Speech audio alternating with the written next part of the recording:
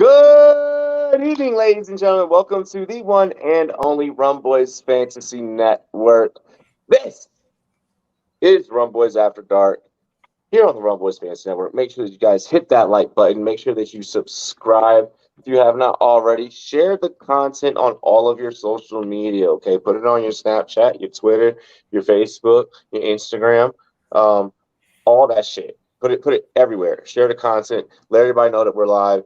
I'm your boy Rumboyz Robbie. That's your boy TDS Taco. Gator will be here in about like 8 minutes, right? Like 8-ish minutes. I mean, we had like that really rough intro that happened. I don't think anyone even noticed that, but that like killed like 30 seconds, right? So I mean, we're going strong for about 2 hours, hour and a half worth of content that we got to rock through, right? Right? I mean, how's it feel? Ticket. 8 minutes, Gator, you're on. My baby mom, Exactly. they're doing Angry Bond. Kill It Alien, is push the Shady on.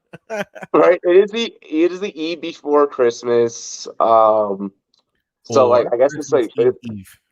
yeah, the eve or the eve before Christmas Eve, as we would say. See, Dominicano papi, like Christmas is tomorrow, like mañana for us, like the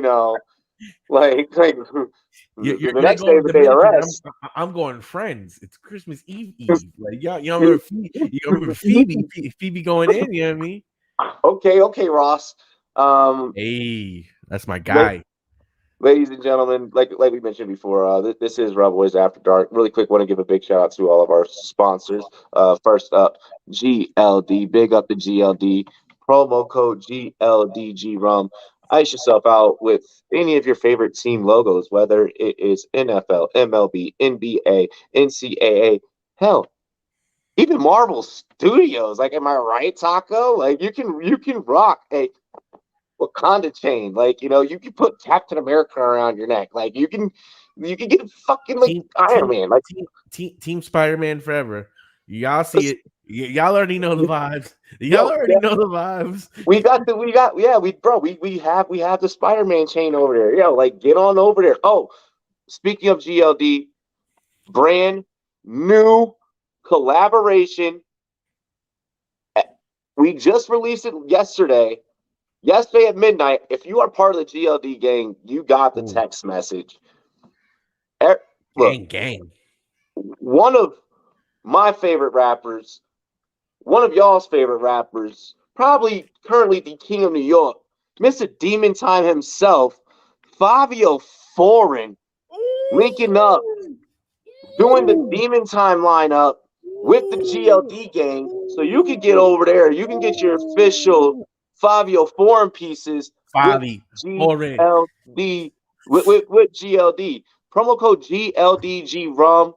Yo, let's just play the promo video. I'll let it speak Do for it. itself. Hop out in Miami when no land, ain't got no understanding. Out of here, I'm burning, don't turn me on, you can't understand it. In the club, posted up, they lit up, no matter where I'm standing. Top GLD for the Cuban link, yeah, you see it there. Might spaz out on some taller shit, no on zero tolerance. Money conversations ain't hard to relate, it's hollering. See my net, they acknowledge it, good friend, girl, when you're not. Bro, I'll send when you them see bombing, bro. when you see the Demon Time line, bro, that Fabi did, like I'm not gonna homies lie, just bro. I was not a drill fan. Then all of a sudden I hear Fabi coming on spitting some bars. I'm like, bro, you so New York. You sound yes, you, he's you sound so like Saigon back in the day when Saigon was coming up. bro, he is. He's vibes. Really quick, big shout out, Monkey Knife Fight, promo code Rumboys. Since Mike's not here, I'm gonna do it. Well, whatever he does. Um, Promo code Rumboys. Get 100% match on your very first deposit, all the way up to $100. That's right, ladies and gentlemen. 100% match on your very first deposit, all the way up to $100. You throw in 100, we're gonna match you on 100. You throw out 50, we're gonna match you on 50. Hundreds and fifties, big ass titties. Let's go. Ladies and gentlemen, I also want to shout out all 22 Pro Football Focus, brand new fantasy football format where you get to build a full 53-man roster. That's right. You, ladies and gentlemen, get to build a full 53-man roster whenever you go to all22.com. Link is in the description. Use promo code Rumboys, 40% off the subscription price to get all the exclusive features. Check out our features list that is on there. overall all 22. Believe me, you're gonna love it. Like you're gonna be like, holy shit, like this is balling. This is balling. And then finally, shout out champions round. Play daily dozens. Daily dozens is exactly what it sounds like. You get 12 props. If you get 7 out of the 12 right, your $12 entry turns into $2,400. Get on over there. Champions round. Download the app. Link is in the description. Big ups to the Champions Round fam. We got Treat up in the chat. Craig up in this thing. What's good? What's good, Craig? Yo, like I pretty much the way I was able to do those ads, bro. Like I don't know if you are able to see the ticker. I'm able to see the ticker. Treat up some fucking damn good airtime. Like Gator will be here in any minute, and like he'll be able to jump right in as we're capping the first game. Cheers to me. Cheers to you. All the Rumboyz and girls. What it do? Dilly. What it do? What it do? I guess before Gator comes in, we can spice it up because it's normally a topic-based show. We'll have a quick little one too. Y'all see what happened with the Jets wide receivers coach? My man was on Calvin Ridley time. Bro. Miles Austin. So Miles Austin getting suspended today. Is maybe that why like Moore wasn't getting targets? Is maybe that he had the under? Bro, I'm just saying. Bro. And then you think about how bad the game plans were. He's like, did the whole Jets team say, yo, if we bet the under, we'll have a good Christmas bonus? Bro, because think about it. And you gotta figure you parlay like Taco, you ready for conspiracy theory? You ready for Robbie conspiracy theory? Make sure you guys share the content, okay? What if last night was the night that they found out? And when we started seeing fucking Tebow Jr. Shriver just start running all over the place instead of throwing it, what if that was because, oh, so this is what's going on? Like, what if front office called down to the offensive coordinator and was like, whatever you fucking do right now, stop calling passing plays? Like think about it. Think about it. If you parlay like 8-9 props, you get Corey Davis, you get Garrett Wilson, you get the tight ends, you get the running back, because you know the running back's not going to get it because the quarterback's going to run. You take over for the Jets. You take the Jags with the points.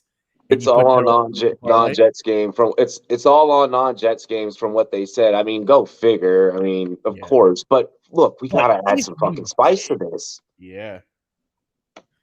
Matt LaFleur, Miles Austin are terrorists. Or Mike. He said Mike. Bro, like for real though. Like you're that's just And then if they're all on non-Jets games, then that makes even this like, all right, well, they're all non-Jets games. What does it matter if you're betting? Calvin Ridley couldn't fucking even suit up. What does it matter? Calvin Ridley couldn't be on the field. So how the fuck could a bet that he may impact anything? And he didn't bet on his team. Because I'm like, okay, maybe if he bet on his team. But I mean, you know, there's also inside information from player to player from different teams and all that kind of shit. But still, like, you know what I mean? Like, he wasn't even playing. He got fucking bagged. Like, are these guys stupid enough to try to make the fucking bets on their own fucking apps, on own phones? On their like NFL phones? Fucking sign up with a dummy account? On their fucking team phones. Like, you got the GM like from his like draft phone. Betting like live futures like right there, bro. If I was gonna fucking do that, burner phone with a fucking fake email, fucking that's the only way I would fucking bet anything on that shit. And it's not fucking. I'd make sure I got a VPN on, and I'm gonna make sure that I fucking. Taco is the equivalent. Taco is the equivalent of OJ sitting next to Nelk Boys in his recent interview, where he's like, I don't want to talk about that right now. Like, so are you worried? Like when fucking Kyle is literally like, so are you worried? Like the person that really did it is like still out there. I don't want to talk about right now. But fuck, you don't want to talk about right now because you're the one who did it. You're like No, that's why you don't want to talk about that. That's what Taco just did right now. Are you self snitching? I'm just saying, it's how you get down. Like if you can do it, you got to do it right. Hey, And then I with the mean, bank account aspect, then you got to find somebody. Like once you're ready to cash out, then you got to find mhm. somebody that you can fucking put on the take that would cash that money out and You then got and to then you got to give be it able to to them watch your low. money. You got to be able to watch it. Yep. So like that would have to be a whole system if I was gonna go into it. So this way I'm not touching it, essentially, and it's going down. Like you know what I mean? And all those conversations would have to be in person or via communication that can't be like traked or track. Like I can't do it over the phone because Lord knows if on the other side they got somebody to record that shit, If you're and now gonna I'm bet, fucking don't bet incriminated. on your own sport.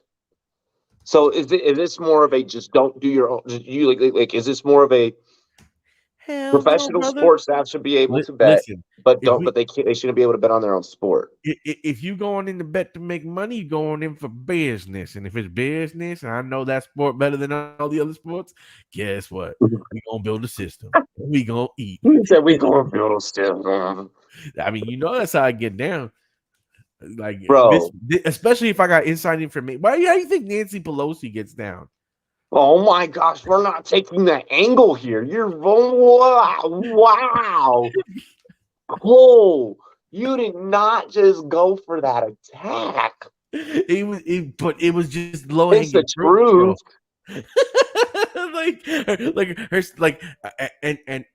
And He just said, to "How make did it you even take funnier, Nancy Pelosi?" I am a Bernie Sanders guy, so I'm more liberal leaning. Shit. You've gone further down this hole But than what needed to be.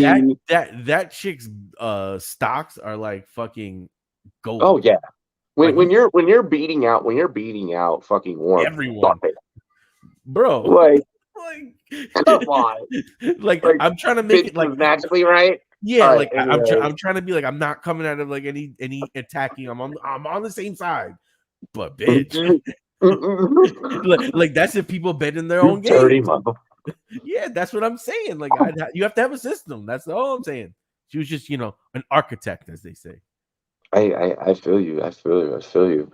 Um, should we? Well, let's touch on. Let's look, being that we did have a game last night, and we are kind of filling time until G gets here. On the Jaguar side of things, we mentioned it last night. Mike has been mentioning it. Hey, this team has the ability to win out. Now, of course, like winning out is a very tough possibility, but math is kind of now swayed in their favor following last night's win. Is this a team? How far in the playoffs could this team go? Are they a one and done, or are they maybe maybe do they get like one win? I don't see them shocking the nation. Shock the nation. I don't see that. You know what they feel like? Hmm. Last year's Bengals. Please justify your fucking self. They're a team that the Bengals got real hot. They got into the playoffs, and then they got in the playoffs. They made noise. They got their wins, and they ended up going on a deep run.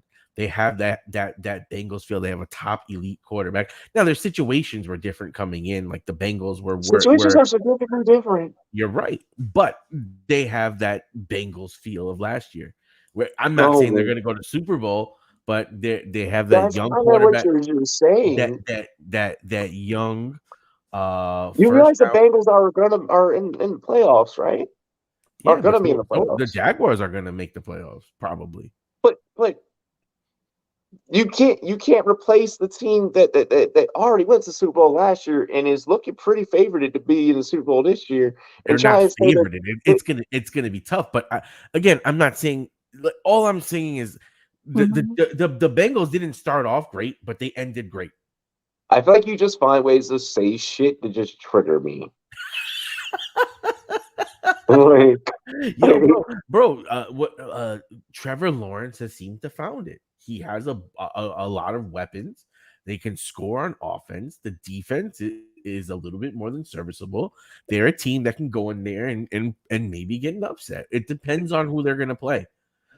Let's just see what they could do. I really, really want to see the Jags versus the Bengals.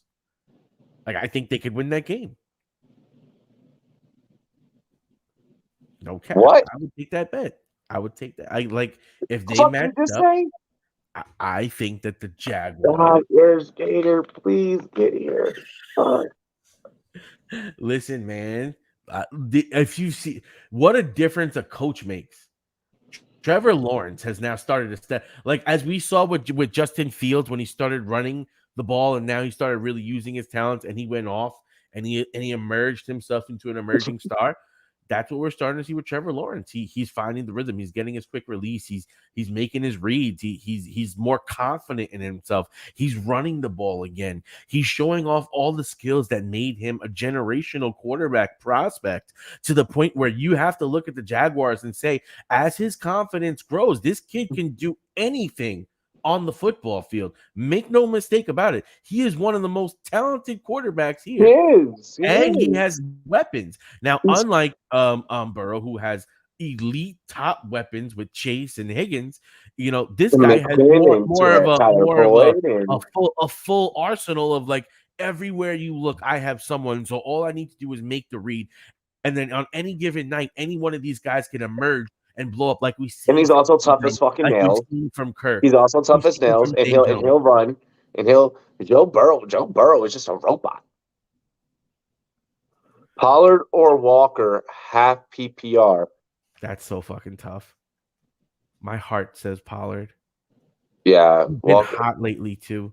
Yeah, I know he shares with Zeke, but he's been safe all year. Despite he's been pretty safe, exactly. Walker does have a good matchup. He did get a decent workload last time. I think he got like 84 yards, no touchdown. With Lockett, you expect that he should be able to get some sort of scoring opportunity. Yeah, exactly what I'm saying. Like with Lockett being out, it's going to give him more of a chance for a scoring opportunity. You would have to figure. My head says Walker, my heart says Pollard, and that's where it gets tricky. Probably Walker is going to get more volume than Pollard, you would say, right? I feel like Pollard was going to be the higher scoring one. I think he has a better shot to break something off. Like, I feel like Walker is safe, but Pollard is your bigger scoring opportunity, I feel like. Because what if Pollard only gets a couple of carries because Zeke is running the ball good and then they're having to throw it? It gets a little dicey because of Zeke. If there's no Zeke, then it's Pollard easily. But with Walker having that whole backfield to himself, it's just all by myself. And with both have tough matchups. Both have tough matchups. Yeah. Cousins, Brady. Golf. Oh, so who'd you pick between those two? Dimes. Huh? Who'd you pick between those two, Pollard and Walker? I said Pollard. Yeah. Cousins, Brady, Golf, Danny Dimes. I think at this point, I've been burned by it enough. Kirk Cousins is on absolute fire for fantasy purposes. And I think, like they mentioned it yesterday, the Vikings defense isn't that good. What does that mean? It sets you up for either shootout. Cousins to have to win them games. Yep, or negative game scripts, all of which lead to Cousins throwing the ball more. Danny Dimes, while I do love him, he's my second pick here. Yeah, Danny's safe, but if you have Cousins as an option, I would take Cousins.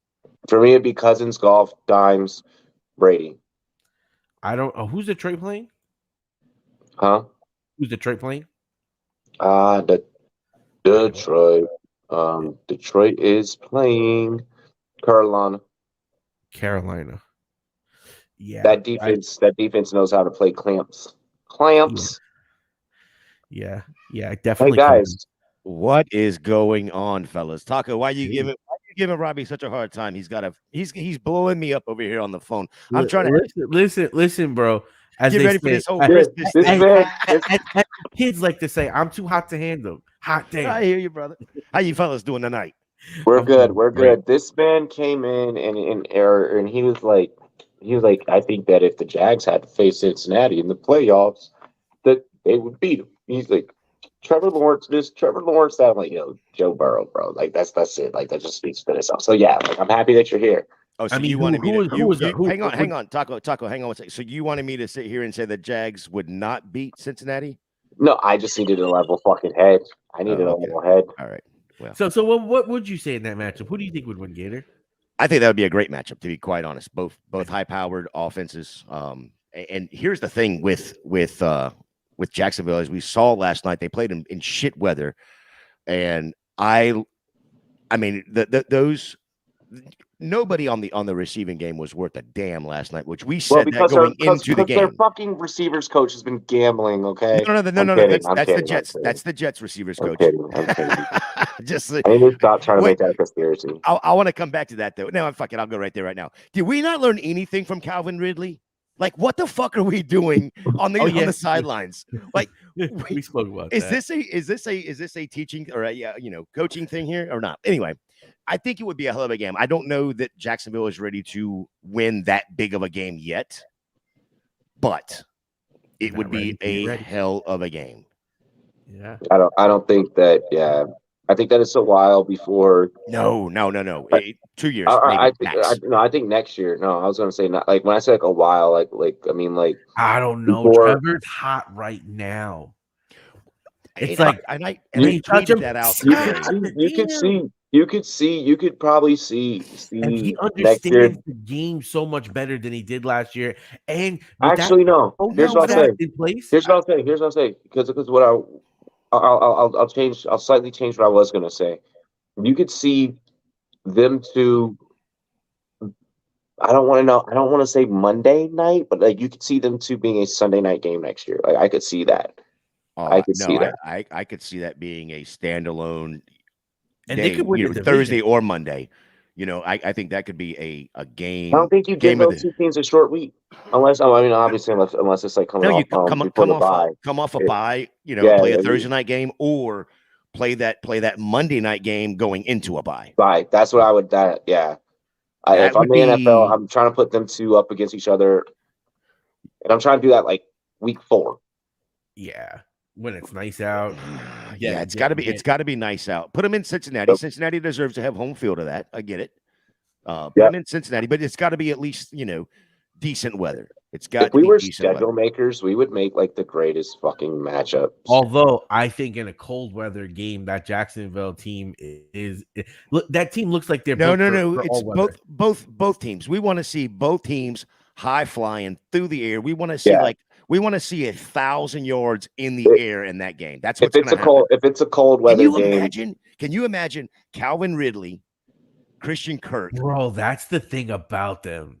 Travis Etienne, just waiting. And then so you've got Evan Ingram. You got Calvin Ridley, Christian Kirk on one side of the ball with Joe Lawrence. You got T. Higgins and who's that other guy from LSU? I can't remember his name.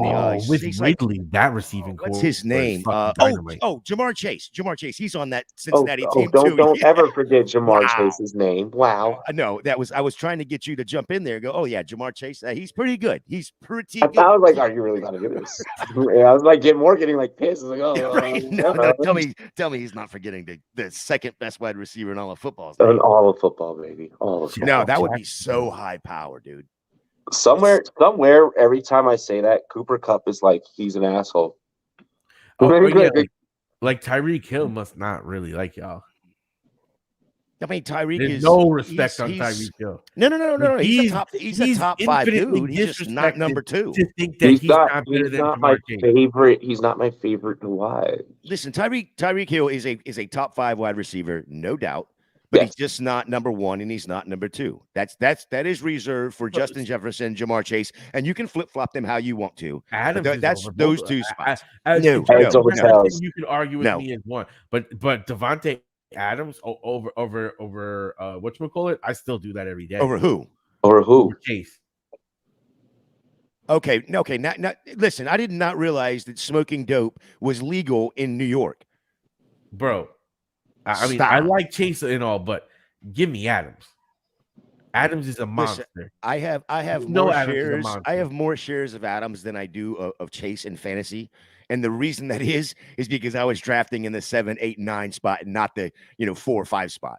That's because You people saying some shit like that has me shell the shocked. Like connection to for Adams. real. Like that's not even.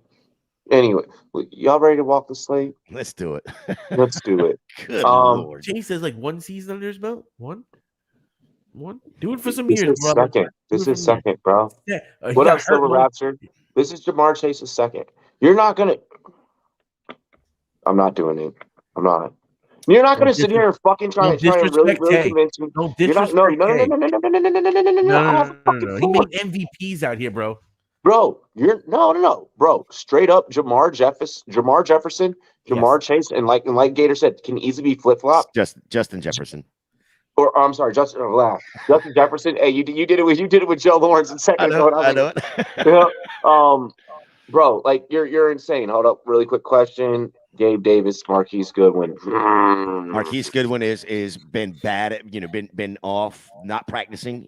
So just man, that's going to be a hard one. You're going to have to find out game time if Marquise Goodwin is even playing. Exactly, and that's the thing. So like, I'll go ahead and I'm gonna say Gabe Davis. If Goodwin is full go, then I'm gonna go. I don't think Goodwin. that's going to be a great weather game in Buffalo coming up. Oh. So you might want to take a quick look on the waiver wire too and see if there might not be a couple of options that you might. That game's actually in Chicago, and it's going to be a windy fucking game. Chicago. Exactly. Yeah. It's going to be Taco speaking facts. So Tay gets so disrespected this season. No, I mean you still have him in the top 5 too. So like right now, I think my 1 through 5 would be something along the lines of, just for this season alone. I would have like Justin Jefferson, Jamar Chase. Then I would probably have either in these 3 you can flip flop back and forth. Between Tyreek Hill, Devontae Adams, and then I can't put Kupp there because he hasn't played the full season. But yeah, I don't even know if AJB would be my number 5 right now. You know what I mean? He's in that top about 6, 7. Diggs is I mean, that's what I'm saying is there are so many of them that are right there. But I mean, okay, Diggs is not better than Tay. I give you that. I think Devontae is way better than Diggs. He's proven that on the field 2 different times. 2 different teams. Yeah, 2 different teams. Times, yeah. Especially with David Carr Derek Carr is his quarterback. So yeah, I mean I would put Devontae over Diggs, but I think Diggs is getting older too, and he's in. Then you look back at the trade that Minnesota made trading Diggs away. They got basically Justin Jefferson for Diggs. So who won that trade? Minnesota, clearly. Minnesota, damn sure fucking won that trade. How can you say that when the Bills have become one of the Super Bowl favorite teams that right now ride on Diggs? Diggs is one of the no. Stop. They have to win that. Josh Allen take that next step. They have to win that. They have to win that. They have to win that before that. They have to win that before we could say the Bills have won the trade. Up until this point, on the short list this year, they're player for player, player for player, Jefferson is the better receiver. That's all I was comparing it to, player for player. Because if it wasn't, if Diggs by a lot though. Okay, let's put it this way: if Josh Allen had gone to the Jets, listen to this: Josh Allen had gone to the Jets, and the Buffalo Bills had gotten Zach Wilson. Diggs would be shit. We wouldn't even be talking about this. This would not even be a conversation. That's because Zach Wilson isn't an NFL quarterback. Well, that's not Zach Wilson, buddy. That's not Zach Wilson, buddy. Diggs still puts up numbers as he did before. That's the best judge of it. When they were both played for that same quarterback, they both put up numbers. So you're making my argument for me. Devontae Adams is better than Diggs. I never said no, but I'm saying Diggs is up there. Okay. We can agree there. We're definitely putting Diggs. Let's go. What's the first game? 1:00 is Atlanta at Baltimore. Spread over under then money line.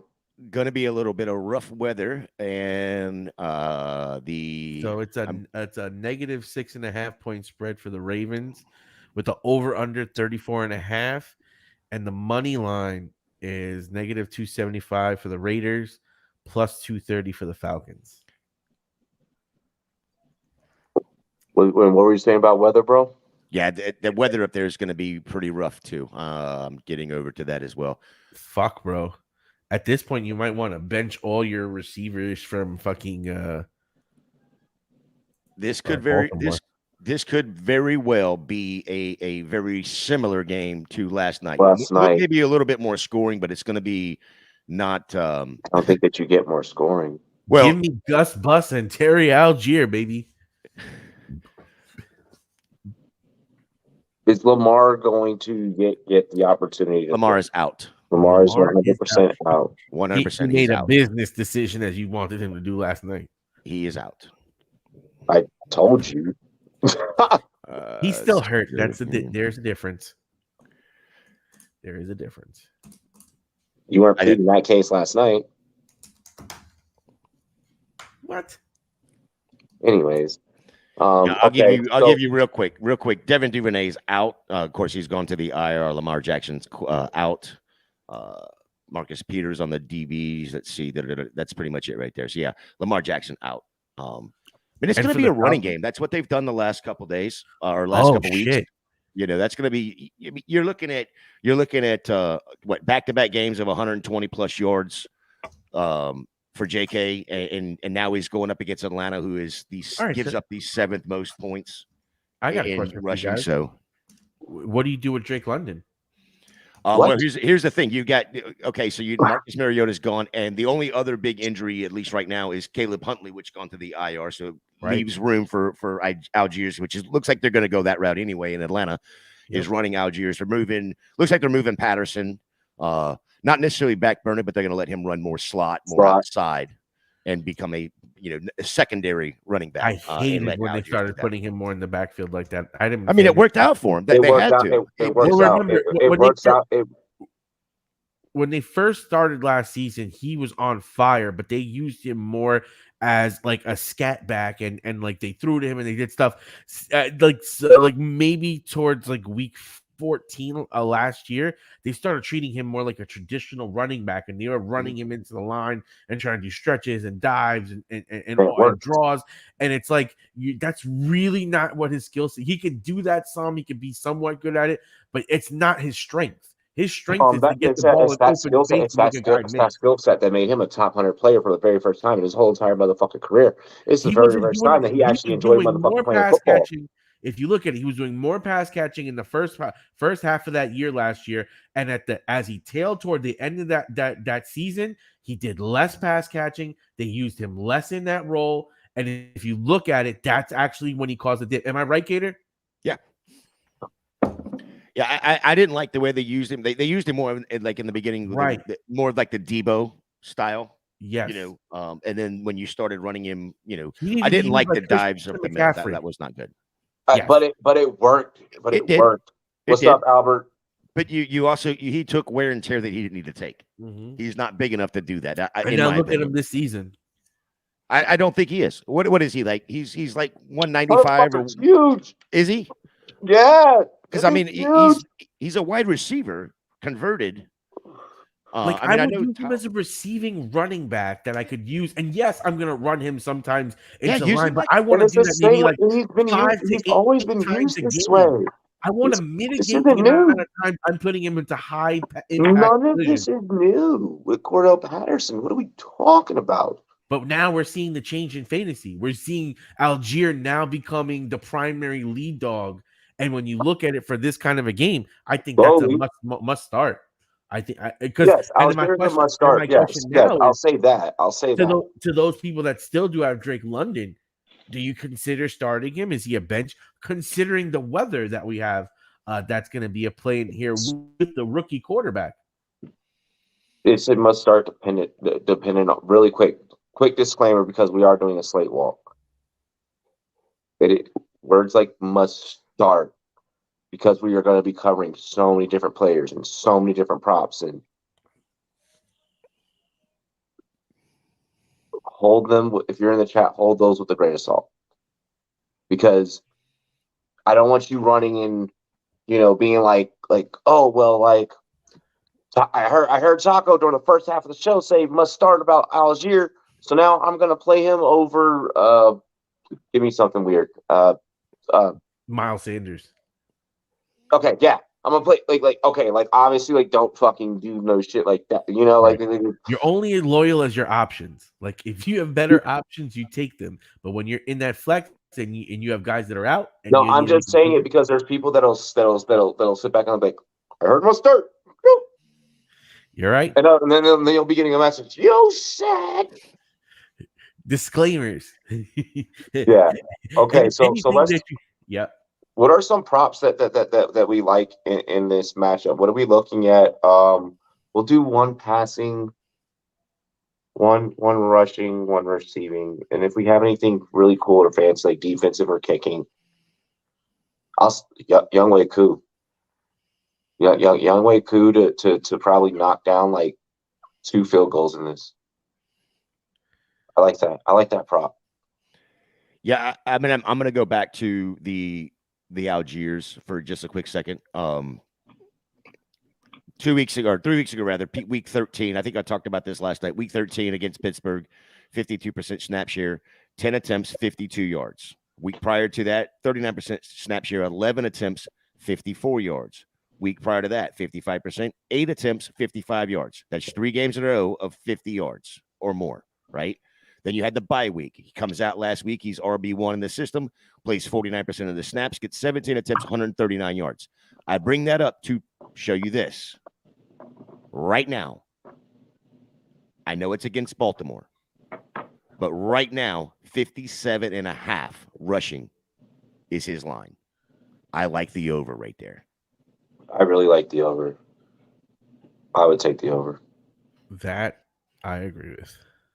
I think that's a juicy line right there. And you can't even, and honestly, because what was it at 57? 57.5. What's the line on it? Oh no, that's just the over under. Oh, that's okay. Yeah, I'm looking at. Okay, let me get back over here. Let me actually. That's on. I'm looking at an underdog right there. So let me look at the. It's 56.5 on DraftKings. Yep. 56 And check this one out. Is it a what's the odds on it? Negative 110. Okay. Oh.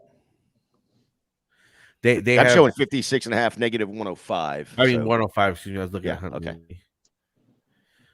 But then Gus Edwards. That's that's the over. Yep. Go ahead. Gus Edwards, what? 39.5 for 115, and then J.K. Dobbins for 63.5 at 115. I kind of like that Gus bust at 39. Well, I'm definitely going to take the J.K.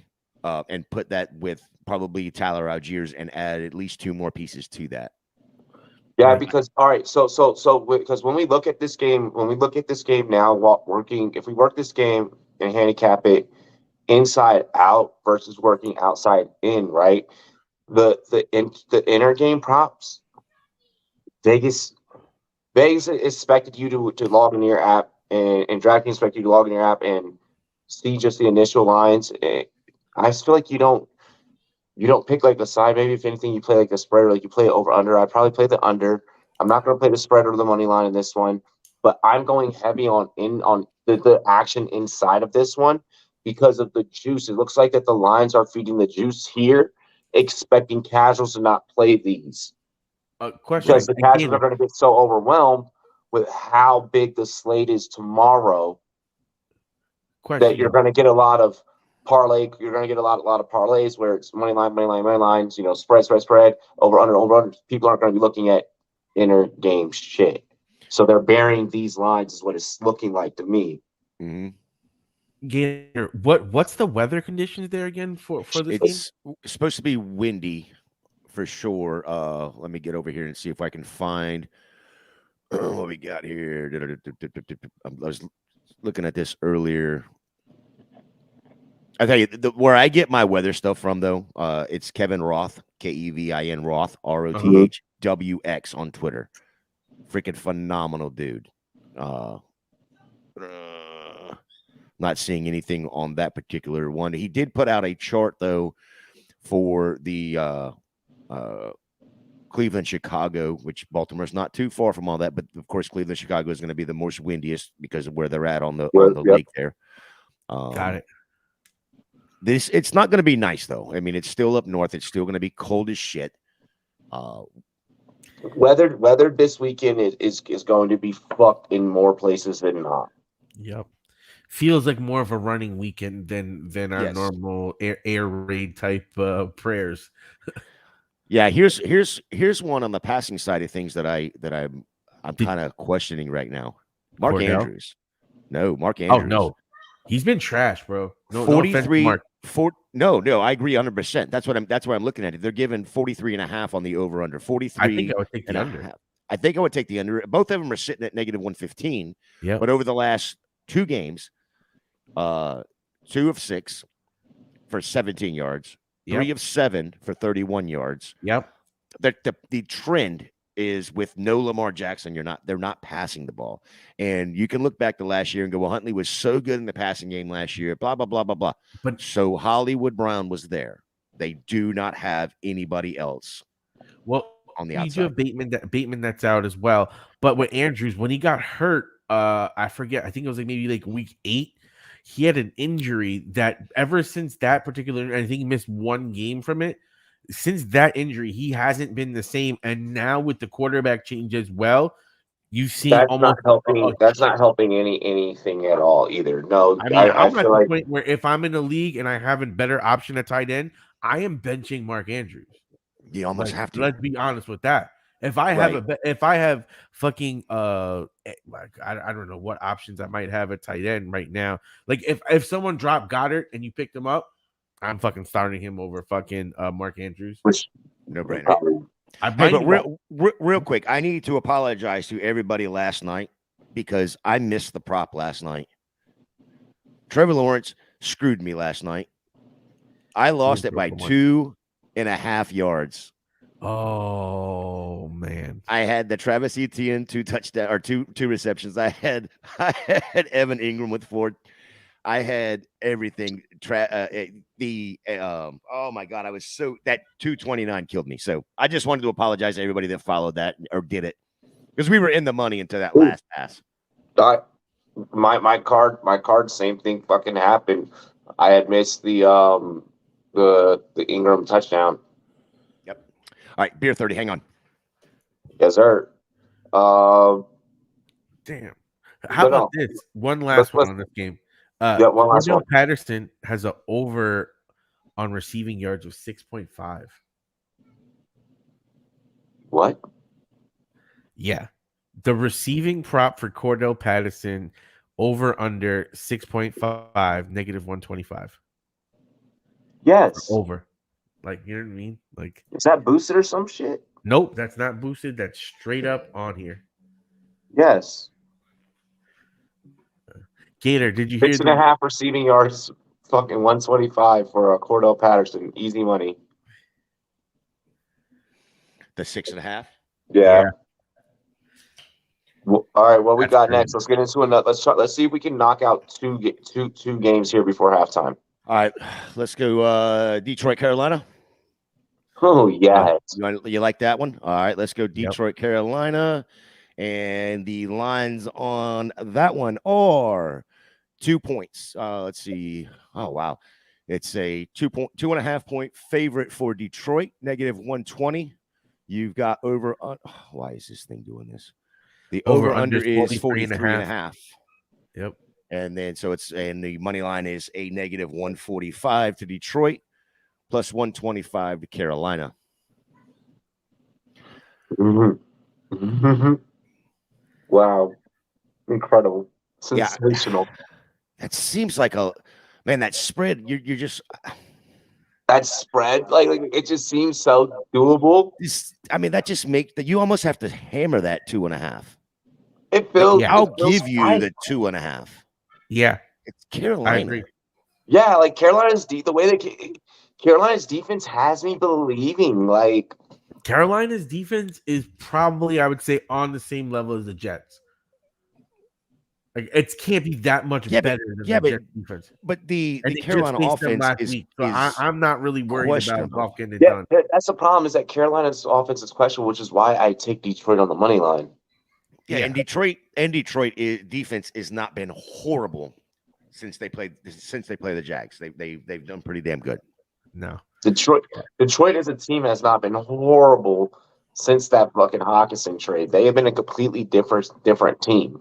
My dark horse Super Bowl pick from a few weeks ago. How do you like me Yeah. now? I feel like Detroit wins this game. This is in Carolina, so it is going to be outdoors. It's going to be cold. Yeah. But it's not going to be super windy from what I'm seeing. No rain, just cold. Yeah. Okay, all right, here it is. This? Jared Goff on the road. How about this? As a prop bet, Detroit does not care about cold. Jared Goff over under 1.5 yards rushing, -120. Can he get 2 yards rushing? Are they just trying to lay Christmas gifts right now?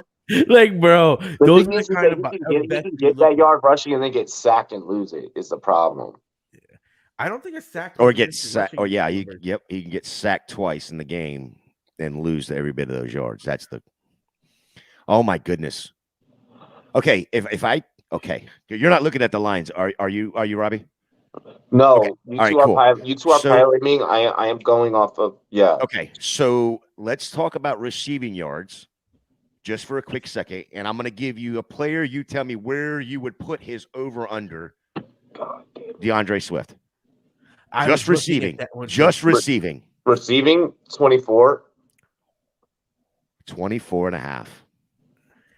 Is it? Yes. Damn, I should be an odds maker. I need to check this fucking stupid tweet that just came through. You know what's even more interesting to me? The next one down. No, his rushing at 33. I think with the volume he's been getting lately, I could see him hitting the 33. Don't fucking tell me. I swear to fucking God. Here's the thing. I mean, you look at it's so iffy though. God knows. Just rushing. I'll give you the last 3 games, which has not been horrible, but I'll give you the 4 or 5. So last 3 games, 52, 21, 61. Right, but then it goes 19, 26, 10, and 6. The thing about that, he was just coming back and he wasn't fully healthy. I get it. Those I kind of discount.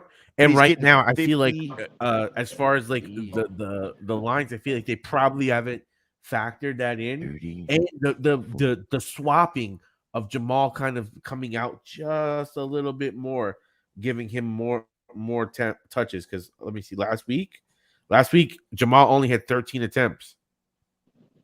The week before that, he had 16. Yeah, but then you got to count in Justin Jackson because for some reason Jackson is such an annoying little one. Some reason he's a fucking thing every now and again. Yeah, when they're on the So I would probably stay away from anything in that backfield when it comes to these props. But I do like the DJ Chark receiving line at 33.5. Yeah, the over 33.5 over is -115. It's the same on the under. So I like that going over because he can do that in one play. DJ Moore. I like this one. I like going on the under right here. 4.5 receptions. 4.5 receptions. Yeah. What's his yards prop then? His yards prop is 55.5. Leafs. That's a tough one.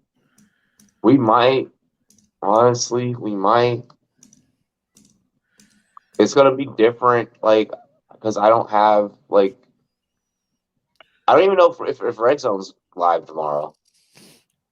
I would imagine it would be. Hanson said it. It is. It is. Red Zone is on tomorrow. Yes, sir. So then, if Red Zone is on tomorrow, then yeah, I can keep the same format. I was about to be like, am I about to have to switch from game to game to game by myself? I'll tell you this: they have Jamal Williams rushing prop 42.5. I'm taking the under. We'll see, Lisa. I'll probably just run it by myself. I'm taking. We'll see. Jamal Williams under for what? 42.5 rushing yards. Man, he's such a weapon between the 20s, or inside the 20s. Yeah, right. That's why he gets the touchdowns, right? But if you look at his last couple of games, he's been hitting like 30 yards or something like that. He has been good for a run per carry. Has been pretty low. when I look at that and I see this game, Swift and then Jackson and everyone, I'm smashing. Like I'm more DeAndre Swift in this one, and I feel like they use Swift heavily to then open up Amon Ra, and last then they week start. he had 33 yards rushing. The week before he had 37. The week before that he had 35. The week before that he had 66. The week before that he had 64, 59. That's when he was. Yeah, he felt. That's before he fell off the cliff. This switch, and then we add in Jackson as well. So now I still think they're going off of his consensus numbers, while the trend is saying you're going down, and you might have less workload. I'll take the under. I'll take the under. Yep. I'll play the under with you. Yeah.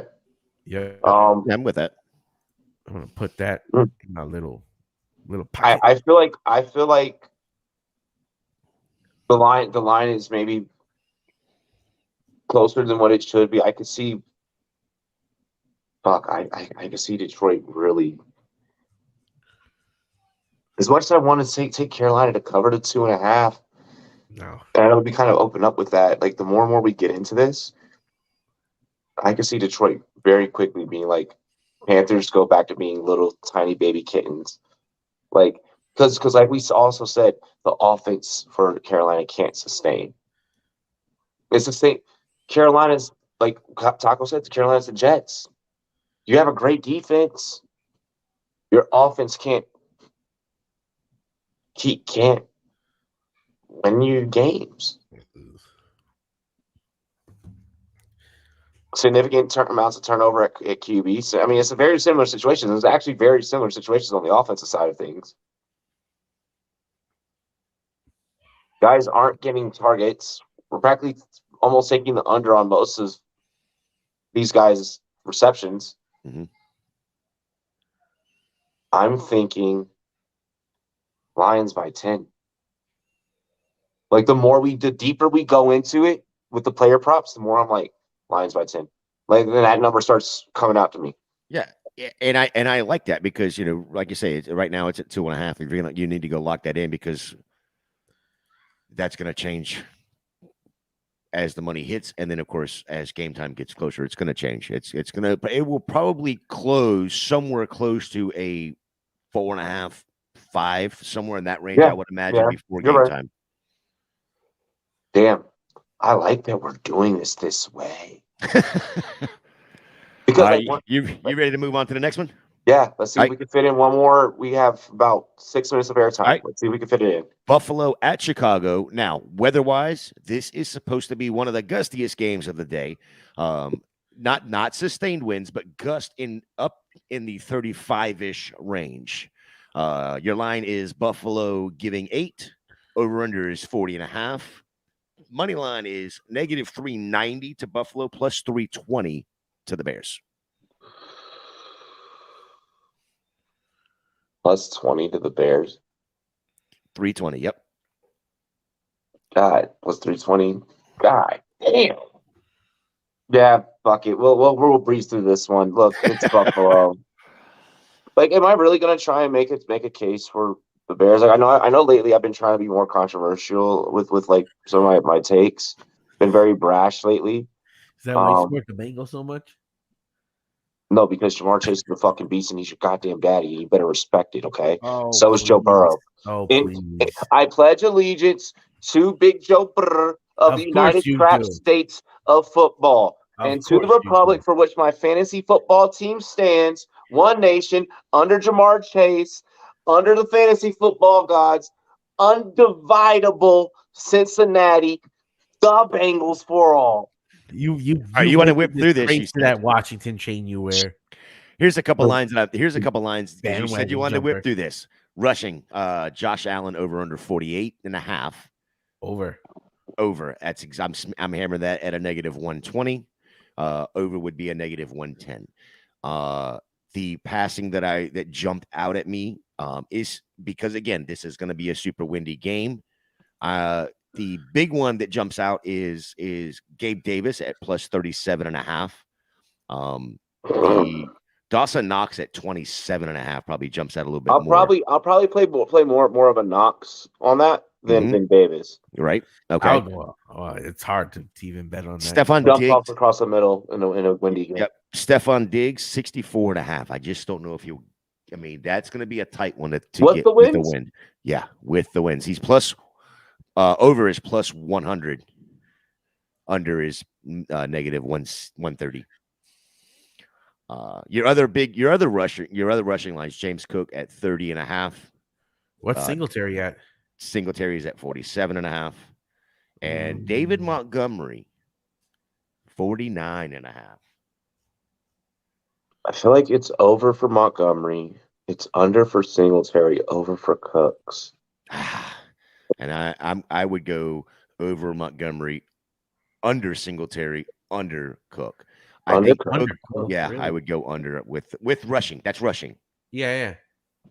They're using him. They've been using him more in the pass game.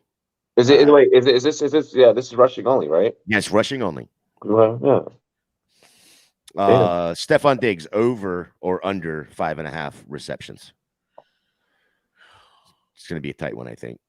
God, I'm not touching it. Okay, I'm not touching it. I can't play that. Rushing plus receiving, David Montgomery at 67.5. Devin Singletary at 60.5. And here's the one you really want to know about. Rushing and receiving, 45.5. James Cook. Cook's the one that I'm playing and I'm relying on. All right, you want to go over or under? They're both at a negative 115. I'll go over for Cook. On the combination, the total yards? Yes. Okay. Yeah, I don't know if I can play the other two in that category. I don't know that I could either. I mean, you're looking at what I say, 49.5. So it's only another 15 plus, 16 yards or so, 17 yards or so for Montgomery to get through the air or on the ground. I mean, I think that's a lot easier to obtain for Montgomery, but we're talking about him going up against the Bills. I want to see real quick. I want to look at who's out for the Bills.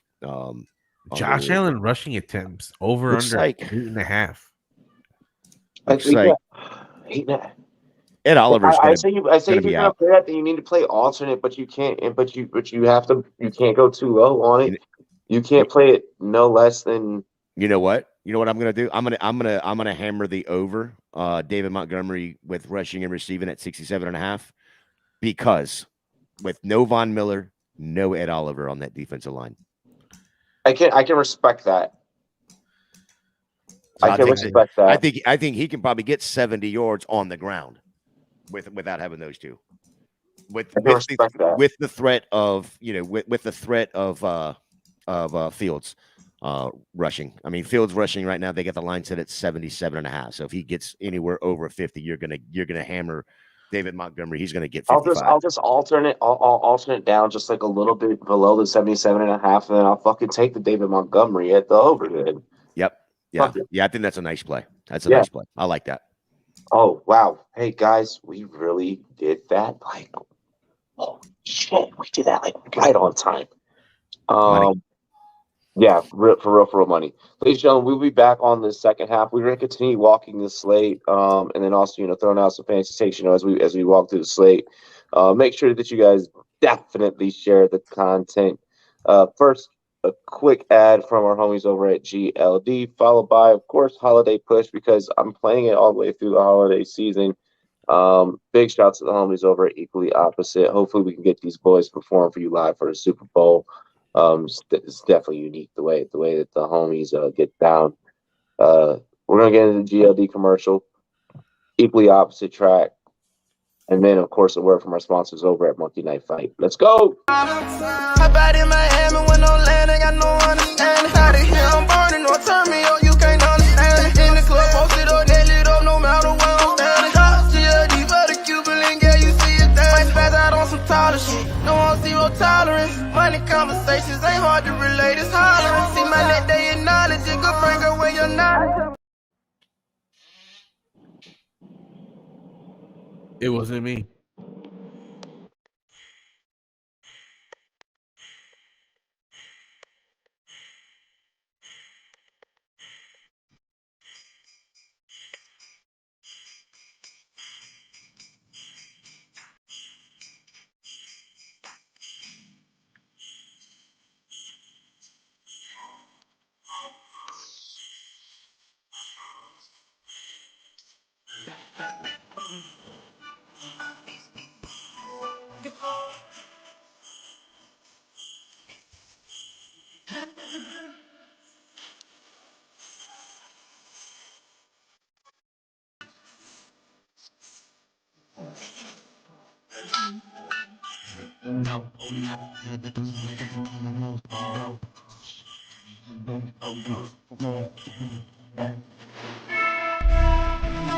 I swear to God, the fuck up. Don't fuck around, get it by the band. What's happening? We couldn't figure it out. We did. Next thing you knew, we were sleeping.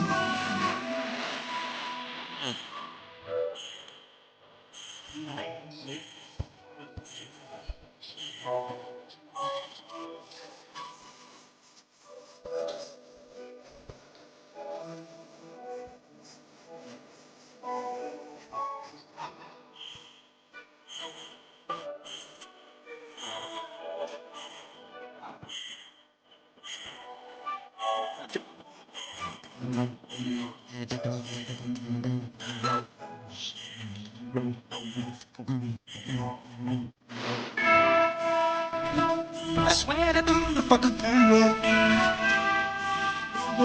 Don't fuck around, get it by the band. What's happening? We couldn't figure it out. We did.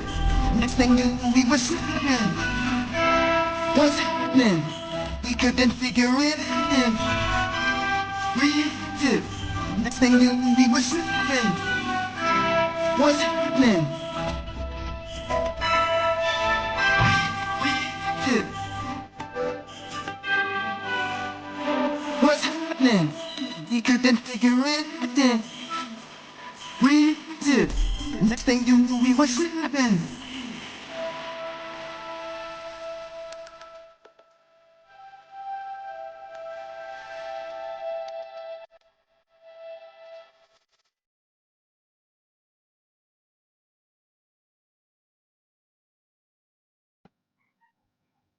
Just keep it push. Let me tell you a little story. Once upon a time, there was a monkey knife fight. And one day they met one team partners in the NFLPA, It's a match made in the pits of a monkey knife fight. and everyone lived happily ever after. Are you listening? This is big. What is a monkey knife fight? You know, it's thing monkeys, knives, you get it. Fantasy sports is monkey knife fight. And monkey knife fight is fantasy sports. Monkey Knife Fight is daily fantasy. Monkey Knife Fight in the house. I am Monkey Knife Fight. You are Monkey Knife Fight. We are all Monkey Knife Fight. Monkey knife fight. You have the NFLPA behind the company. It's exciting for me to be a part of fantasy sports. When I think of fantasy sports, I think of beating all my buddies year in and year out and being able to brag about it. We're not just partners in it, We're owners. and it feels awesome to be an owner. I challenge you to a monkey knife fight. We've been saving you a seat at the table, Monkey Knife Fight. Welcome to the one team and NFLPA family.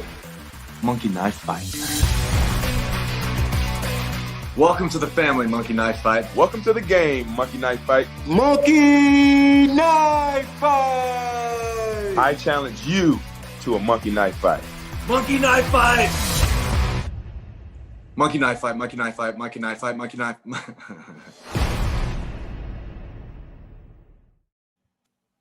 Monkey knife fight, monkey knife fight, monkey knife fight, monkey knife fight, monkey knife fight, monkey knife fight, monkey knife fight, monkey knife fight, monkey knife fight, monkey knife fight, monkey knife fight, monkey knife fight, monkey knife fight, monkey knife fight, man.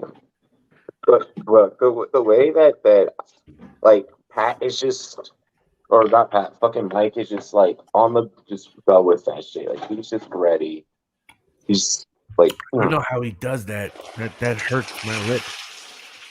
bro, Sorry, I had to fill the cooler. this man has a cooler full of beer underneath his fucking desk. I love it. Yes, Khalil Herbert back. Going back to that Bears matchup. That's going to be interesting. Really quick before we get back into our takes, want to shout all 22 promo code Rumboyz, the brand new fantasy football format where you get to pick a full 53-man roster powered by Pro Fantasy Football Focus. Use promo code Rumboyz, take 40% off the purchase price. Also want to shout out our sponsors over at Champions Round. Play our Daily Dozens. Get 7 props right out of any of our Daily Dozen categories. And, well, your $12 entry turns into $2,400 when you get 7 out of 12 right. Go ahead and head over to Champions Round. Let's go. Lost Kyler as my second QB. Who should I start this week? Mac and cheese, Baker, some mediocre playmaker, Pickett, Malik Willis, Davis Mills. Wow. Okay, so real quick, top two for me. Mac and Mills. No. Wow. No, I would look at Pickett and Mills because Pickett is going up against a porous Vegas defense. Yeah. And of course Mills they're facing who was Houston? Houston is facing Tennessee. Tennessee is going to be one-dimensional. So what you're looking for is the upside with a little bit of rushing. I know Mills is not going to have. Well, actually, no, I take that back because Mills is not going to have any weapons. Everybody's out in Houston. Yeah, there's that. Yeah, I think it would have to be either Pickett or Baker. Not like Houston Baker's found a little connection with weapon anyways, but we're not gonna go there.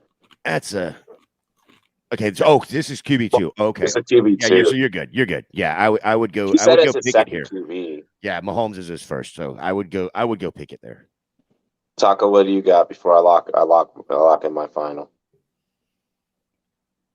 I think it's tough. Oh, really? That's why Silver Rapture is coming to us, because it's tough for him too. What a fucking great take, Taco. I think I would go Baker. They're playing Denver, dude. Fuck that. Isn't it a bad weather game though in the Vegas? No. It's cold as shit here. This is Sunday, and it's actually in LA. This is 4:30 in the afternoon. Anyways. The Pittsburgh game. Pittsburgh game? Yeah, it's in Pittsburgh, but it's not going to be. That's not the one of the worst games. Exactly. Yeah. No. I thought it was supposed to be like really cold. It's going to be cold, but I mean, it comes in the 20. But the winds are going to. If I should try and replace him, thanks. No, the winds are going to be light, though. The winds are going to be light. So you're still going to have a little bit of passing, and for some ungodly reason, I mean, no touchdowns, but Deontay is actually becoming a wide receiver again. He's just not getting in the end zone. For me, you just need a QB2. Worst case scenario, the fucking rookie just starts running all over the goddamn place, and just like we've seen this year, we're like sophomore QBs and rookie QBs. That's just what they do. And these aren't design runs. These are like, oh my gosh, panic, get the fuck out of the way type of runs. I can see small hands giving you like 3 of those, and that being sufficient enough for a QB2 role. Otherwise, I guess you could gamble with fucking Mac Jones, but Matt Patricia's playbook is written in crayon. Well, they're playing Cincinnati, and that ain't fucking flying. No way. That's what I'm looking at. Not with those thrift store wide receivers. Yeah, defensive matchup means something in these games, especially in cold weather, especially when that game's in New England. So there are 31 other fucking teams with better wide receivers than the New England Patriots. There's probably 4 high school teams that have better wide receivers than the New England Patriots right now. Travis Hunter, future New England Patriot. Colorado alone has 3 wide receivers that are better than anybody on the Patriots. Oh my god. So hey, y'all go show my Travis Hunter tweet some fucking love and retweet that though, for real. I put a Jay-Z quote on that. You're now tuned into the motherfucking greatest. All right, moving to the next one. Let's get back to some gambling. The best, worst game of the day. New Orleans at Cleveland. This game is going to be nothing but weather. Gust, again, not sustained, but gust. 45 miles an hour. Just north of Cleveland, they're calling for 50-mile-an-hour gusts. So whatever it is, can I just take the under on both quarterbacks passing? Absolutely. The line looks like this: Saints by 3, -115. Yes. You ready? Over unders 32. What? And Saints are a +135. Cleveland's a -155. Vegas purposely was like, yo, these boys are gonna walk us slate for a Friday night show and go through their fantasy lineups comb tooth. Let's just make them vomit. This is how bad this is. I just want to read these off because it's actually comical that you would have two starting quarterbacks with an over underline as low as these. Andy Dalton at 131.5. Deshaun Watson at 148.5. How about this? How about this? Over under touchdowns. Andy Dalton 0.5, Watson 0.5. Will they get one touchdown? Yeah, passing touchdowns. Passing touchdowns. Yeah, passing touchdowns. Like, oh my god. So they've got a rushing and receiving line, or I'm sorry, a passing and rushing line for Deshaun at 183.5 total. Interceptions are both at a half. So yeah, kind of a crap game. Rushing yards, nobody really to speak of. They got, and I think I would be I don't know, man. It's going to be a rush game, but Alvin Kamara's at 65.5. Dalton Leafs. God knows. Look at these passing lines are just insane. You're going to call me crazy here. Yes, I know you're going to take Donovan Peoples-Jones. No, I would take Taysom Hill. He's talking about the question. Because this is a bad weather game where I think they're going to be forced to using Taysom Hill in some sort of gadget play or some sort of big run. I think this is the kind of game where you're going to have to scheme up some things to get some runs for Taysom Hill because you're going to run more than you normally do because of this weather situation. You know what? I hope you're right.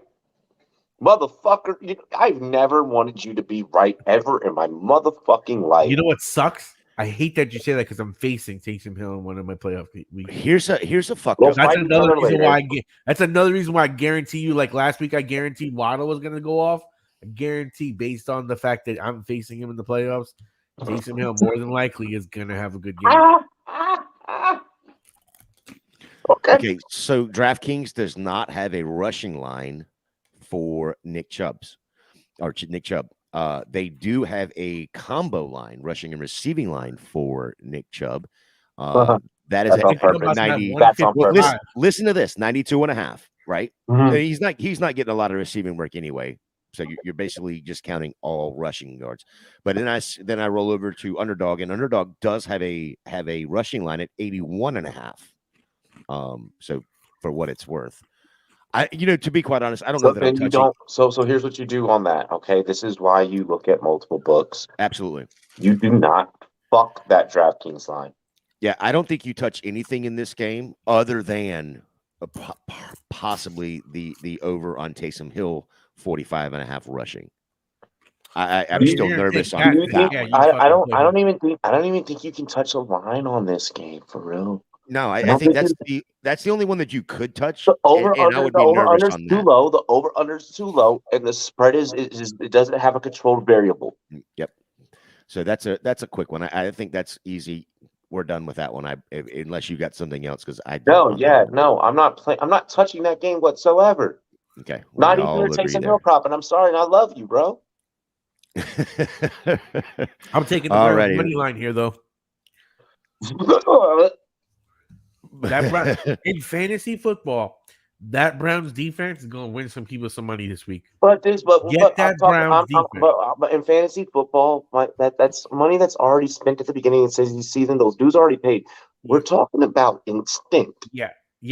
Because that defense is going to own the Saints. The Saints ain't going to do shit on that Browns defense. Saints like weather. They like weather games. This is the same fucking city that got hit by the storm with a K, okay? The Saints they don't play in a fucking dome. They do. The Saints play in a dome. If there is weather, if they hear that fucking pitter patter, and if those fans have walked in that stadium, this is a city that gets off on this is some weird sadistic shit that happens down in the bayou. Cleveland? They're in Cleveland. It is in Cleveland. It is in Cleveland? Yeah. I bet you they'll still bring. Yeah. Oh, it's in Cleveland? Oh, yeah. Fuck, it's even worse. They love this shit. They love it. No, I'm not touching it. I'm not touching it. I'm not touching that at all. Yep. No.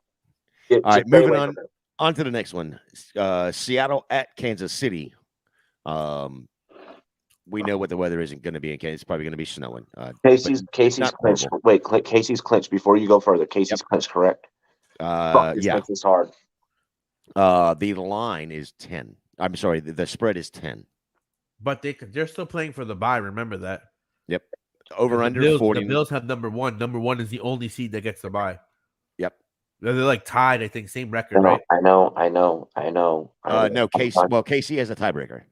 Yeah. Because KC won this year against Buffalo. So even if they finish it tied, KC gets it because KC won. So it's plus 10. Over under is 49.5.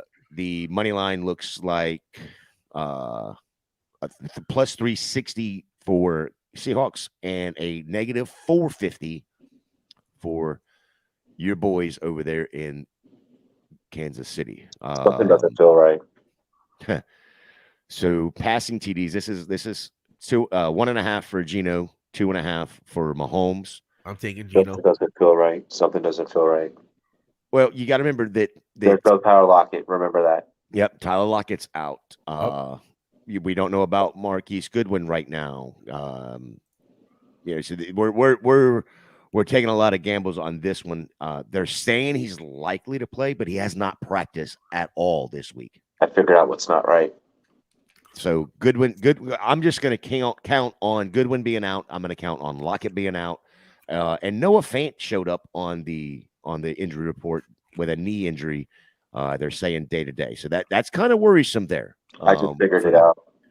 KC, nothing really to speak of. Jody Fortson is done for the year. Yeah. So nothing. Really quick, really quick. Take a sip for Fortson. He follows the Rumboyz on Insta. He is a Rumboy. He showed us love. Fucking damn. I need a beer.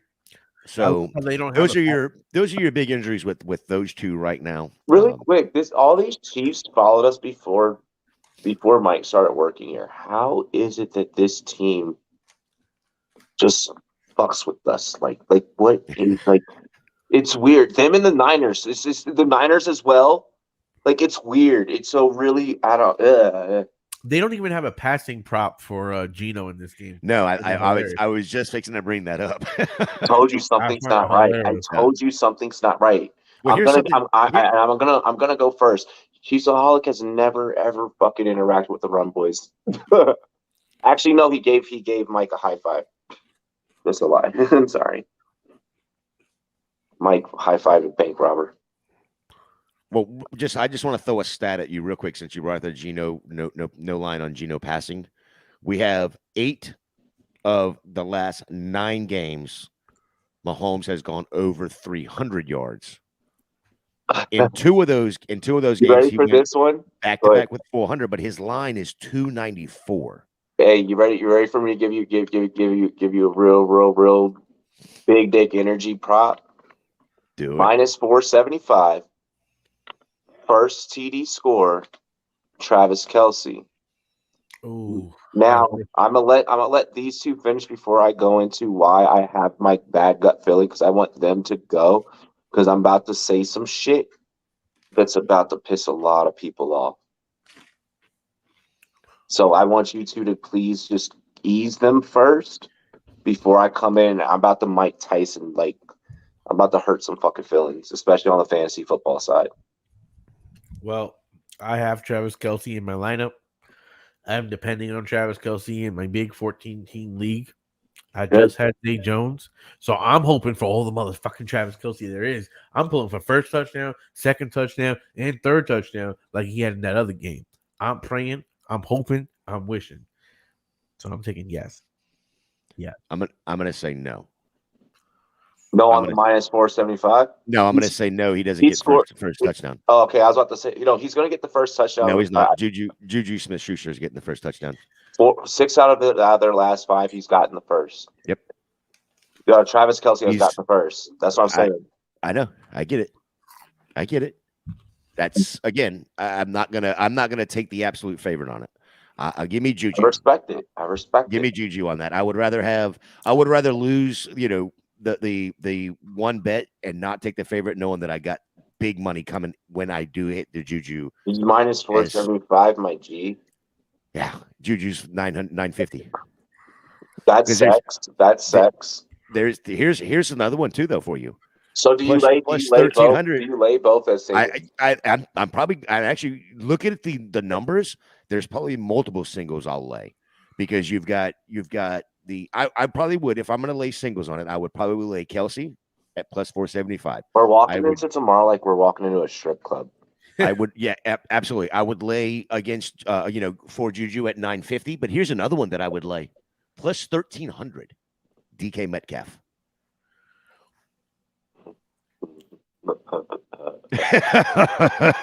I mean, it is first touchdown, so this is a huge gamble because I mean, hell, first touchdown could be Justin Watson. But that's why I said we're walking into a strip club. We're throwing singles. Yeah. We're not fucking going dumb. Right. But okay, here's one on a quarterback sneak, 1900 for Mahomes. Yeah. So yeah, those are definitely all singles. I would definitely be throwing, a little coin at those. That's what, 5 of them? 5? Yeah, throw 5 of them, and then you could even take those 5, do 5 different parlays with those as your head bet on the parlay, and throw like some DFS type shit. Yeah, throw some DFS size. Yep, and then throw for instance, you take Patrick Mahomes' first touchdown, you could turn right around and take his over on his passing line of 294.5. Run a 3-leg prop. Yeah, run a 3-leg prop with it, and just get. I mean, you're just. God damn, that sounds juicy. So you ready? Or should I get into my conspiracy? Or not my conspiracy? All right. Knowing that the Chiefs Gator dropping us the playoff data just then between them and the Bills in regards to the bye, it's kind of it's almost swaying in favor of the Chiefs. This is an opportunity for the Chiefs to really play bully ball. Go up real quick, real fast. I think that you still get a positive ROI out of your Chiefs players. They are pulled 2 minutes into the fourth quarter. Your starters, your Chiefs starters in real NFL. I think that your Seahawks players can be most profitable in garbage time, but this game is going to get real out of hand real fucking fast. Which is why the Chiefs will pull their starters and be like, Mahomes will get his 300. He's okay. So I just found your third leg. I think so. You've got. I'm taking Patrick Mahomes first touchdown. Patrick Mahomes over on passing, and I'm taking Jared McKinnon combo rushing and receiving. Smash, bro. It's like 56 and a half for rushing and receiving. Oh my gosh, that's sex. Yes. I mean, and to be quite honest, what I might do is take all 3 of them or all 5 of the first time touchdowns and pair them with Jared McKinnon over rushing and receiving. Bro, Patrick Mahomes over 294. You have a ton of best ball tournaments riding first. Don't. No. Hi. Let me get a new beer. Not only do you have a ton of best ball, but I'm pretty sure you're probably gonna fucking gamble. So big prayers to you. Big sip. Sounds like a sex weekend. Mm-hmm. Sounds like somebody's gonna be laid up all weekend. Yes, bro. Yes. I'm on. Me and this girl, like we've been like really, really hitting it off. Like, I wasn't talking about you. I was talking about pings. I know you're talking about paying, but fucking, so like me and this girl, like, we really hit it off, right? Like we were on our 3rd date today, and like, bro, just chilling, wrapping gifts and shit, like typical. Like had a couple of drinks, and I bring this up because we were talking about the show, and I was like, yeah, like this like it's like what the fuck we do, and I was like, just so you know, if you ever watch my show, you will hear me use the word sex like. But that's just my adjective. Or like if you ever see me with my friends like out in general public, wow. Fucking like that's just an adjective. And like it's just an adjective for real. We're just like, yo, that's sex. Like you see a beautiful UFC knockout, that's sex. Like fucking a crazy ass touchdown, that's sex. Like what's a dope dunk, a dope slam dunk, or a dope home run, or a crazy pitch, that's sex. It's just an adjective. We have our own language on this YouTube channel. I don't know why we're like that. So is she watching out there? I mean, she must be watching, right? I hope not. Oh, good Lord. All right. Moving on from your women. Are we? Wait. God damn, I'm already stressing about tomorrow. 90% of my roster is playing, and my opponent God damn it, has Everett and Keenan Allen Monday night. Yeah, we got to get some points tomorrow. Is what we got to do there. Exactly. Yeah. We have to go. That's up the worst tomorrow. when you have to play Monday defense. You got to. And we didn't have sex. Prayer. He said it's just an adjective. I hung out with Robbie, and we didn't have sex, which was disappointing. Fucking thing is weird, dude. Oh my god! He said it is just an adjective. Taka, what do you got with this Seahawks KC game? Anything jump out to you? In terms of props, I think we touched on a lot of them. Mm-hmm. Let's get into the next game. I want to get into the next game. Well, that's what I want to make sure that because he didn't have anything. I'm going to skip that game. We'll come back to that. No, I'm going to go ahead and do it. New York Giants at Minnesota. That's a fucking fuck show. So I'm just gonna give you the lines, and then I'll let Taco go because you know how Taco is. You know he's got to talk about his boys. We'll be here for a half hour. The Giants +4. The over under is 49.5. Money line is Giants +175. Vikings -205. Not right. Giants cover the +4 and Giants win. Yeah, I think Giants win outright. Yeah, there's no reason for Minnesota to risk anything. What do you have to like? You're clinched. You're good. Okay, You're not... but again, Minnesota is they can still win the 1 seed, right? If they can still win the 1 seed, so they do have something to play for. Well, okay, because with Hurts out, Minnesota can take the 1. But Minnesota's defense gives up 300 plus in the air every game. But Kirk +175 is so false. If I were making this, I'd say +155. Here's what's bad is Minnesota's defense gives up +300 every single game. The Giants walk in the door and there's no wide receivers in the Giants locker room except Slayton. Does Slayton get two honey by himself? No. Okay, well then, I mean, it's going to be a Saquon catching the ball. You know, you're going to get Bellinger. You're going to get Slayton. Now, I wish you didn't tell me that I could still get the bye. Well, I mean, I got to give you all the information. I'm not trying to sway you. I'm just giving you all the information. The Giants can cover 4. The Giants can cover 4, but it's Viking. The Giants can cover 4, but it's Vikings money line. Okay, I think you might see guys like Richie James and Hodgins at 38 and 36 respectively. 38 for Richie James and 36 for Hodgins. I think those are two guys that I'd be interested in. 205 on the ML seems so fucking weird. Oh, that's what makes me tilt because it's too much confidence. You're putting too much confidence into a team that doesn't need to play. The win helps. They don't need it, and that's what's fucked about the psychology. Remember, only one team gets the bye. I know that only one team gets the bye. Do they give a fuck about getting the bye? Here's your passing lines. For TDs, they're both at 1.5. That's crazy. For Jones and Cousins. Passing yards, Daniel Jones over under is 227.5. Kirk Cousins. Just a reminder, Kirk Cousins has thrown for 400 back-to-back games. His line is 271.5. God damn.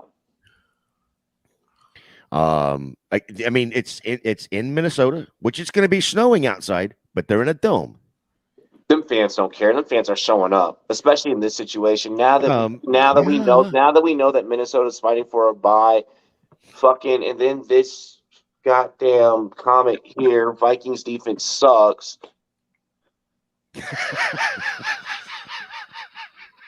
Giants cover 4, Vikings money line. Vikings repeat what they did to the Colts, except it won't be that as high scoring, obviously.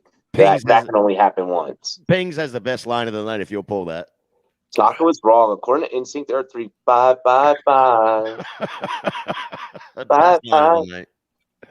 Actually, 5. Oh, that's awesome. Okay, over under on Justin Jefferson is 89.5. Over. It's the best wide receiver in football. You're smashing that every time. Yeah, I don't think you can play under on him at all. at all. You're just a weirdo if you play under on him. Yeah. Pause. Here you go. Oh, over under. over under on either one of these. On rushing and receiving combined. Dalvin Cook 99.5. Saquon Barkley 100.5. I think I'm going over on both of those. Over on both. Yeah. So I mean, there's a lot of lines to play here on this one. I think there's too much juice. There's too much juice to where you can only 3-leg SGP this. Like you can only play 3 legs per. Mm-hmm. What are we looking at sacks in this game? You want to see what sacks are? Let's see. Why does sacks just seem like such like a fucking sexy prop in this one? Like, what are we looking at for like 5? Let's see in sacks though. What? Oh, come on, guys. Yeah, I'm not seeing. I'm not seeing tackles, but nothing. How about this? Over under field goals. Graham Gano 1.5. Greg Joseph 1.5. Okay. All right. Can we just play both? Like, can we just say over on both? All right. Are you okay? They're both too talented. Yeah, I was just saying, here we go. Same thing with points. I think you're playing both of these lines as well on the over. Kicking points, 6.5 for Graham Gano, 7.5 for Joseph. God, I mean, oh, come on. PAT's made. 1.5 for Graham Gano. Give me the over on the 6.5. Let me take the over on this, the under on the 7. Okay, a 7.5. Yeah, okay, that's fair. PAT's made. So point after 1.5 for Graham Gano, 2.5 for Greg Joseph. God, I mean, they're just so. Does the Vikings get into the end zone 3 times, and can New York get in twice? Yes. Yes. Yes. So like, what's the over again? What's the over? What's the over on total points? Over on total points. Let me get back over to that one. I feel like this is the game that will make me go out of control where I'll be like, I'm taking the over on total points. 49.5. Oh, God. I hate Vegas, dude. I mean, if it was like 46.5. They have scored. No, because here's the thing. You know, I'm playing alternate. You know, I'm just going to bring it down to like 47. Yeah, let's see what that does. I just want to see what the something got in my eye. I'll be right back. Fuck my life. So if we bring it down, what do we say? 47? 40. Let's go to 47. Where's 47? Yeah, there it is. All right, we'll go 40. Okay, 47 is a negative 152. 47.5 is 139. I'll play it. Okay. So yeah. That's super interesting. Super interesting. I like that. There's a lot of lines I like in that. Metcalf over under 15 fantasy points. Happy PR. That's a play that Payne said he's playing. Okay, I like that. I like that a lot. He's going to be the only one that's going to be on the field. Oh, and half point PPR. Hold on. That's in a half point. Okay, that Metcalf over. Stay quads. Oh, Metcalf over 15 fantasy points and half PPR. What would I do if I just took out my own stream? I'm kidding. Did you just hear me? What's up? Pang said it's in half point PPR. PPR, yeah, he's gonna hit that. In half point. Yeah, he's the only weapon. He's their only weapon. But okay, all right. I mean, I'm not saying he's not. So can we get the slate and prop? Did we get into? Yeah, we're covering that one right now. I'll do it right now. What I love about props is it ties into fantasy so well. Yep. So if you can read a prop, you can know how to start. Yeah, 52.5. 52.5. He also has. They have a prop of 4.5 receptions for him. I'm taking the 52.5, but I feel like the 4 is what scares me, just because he can do the 52.5 and 3, and the 4, and then he can come up short for you. Like he's that type of receiver that'll do some shit like that, which is why Taco's getting his autographed jersey here. Like, yeah, no, I think the snow fucked up that whole shit, bro. I'm gonna be completely honest. I'm like I put it out. Them motherfuckers ain't working right now. I think honestly, I'd be taking the over on both of them, the 52.5 and the 4.5, because he's going to be out there, unless for some ungodly reason he gets hurt. But if you're saying you're going to take the under, he can do it in 3. You're asking for about 16 yards, 32. Yeah, so you're asking for about 16 yards of reception if he does it in 3, and I don't see that. Does that make sense? I think he'd have to get 4. He'd have to get 5. I mean, he could do it in 1, to be quite honest. But how about this? Daniel Jones plus 1,300 for a first TD scored. What's Daniel Jones' attempts? What the Daniel Jones' attempts will correlate with Slayton's shit. Rushing attempts. No, not his rushing. His passing. Oh, his passing attempts. Yeah, his passing attempts will correlate with.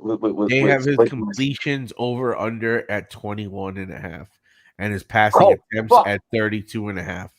Oh my god! I mean, Vegas is clearly backing up Taco on this one. I also saw a beat reporter say it's an 85% to 90% chance the Giants are going to bring back Daniel defense. Jones. We already said that defense sucks. So like put some respect on my Duke quarterback. You have to put Duke. You have to hit the over, Duke, bro. You have to hit the over on whatever Slayton's prop is. There we go. I finally fucking got that shit. Damn it, that hurt. Like felt really weird. Ugh. You ever like get something in your eye and it's just like, yeah. Oh yeah. Hey, fuck you, foreign objects. What's funny is that passing completions are 21 for Daniel Jones and 23 for Kirk Cousins, and attempts are 32 for Daniel Jones and 35 for Kirk. 32.5 for Daniel Jones and 35.5 for Kirk Cousins. So they have them throwing the ball all virtually the same. You're talking about 3 attempts. It's a dome. It's a dome, and it's also one of the only. Real quick, no weather worried about games. What was Daniel Jones' passing attempts that you were just looking at? 32.5. Okay, say it's the exact same number on Underdog. Kirk Cousins. Okay, so here, check this out.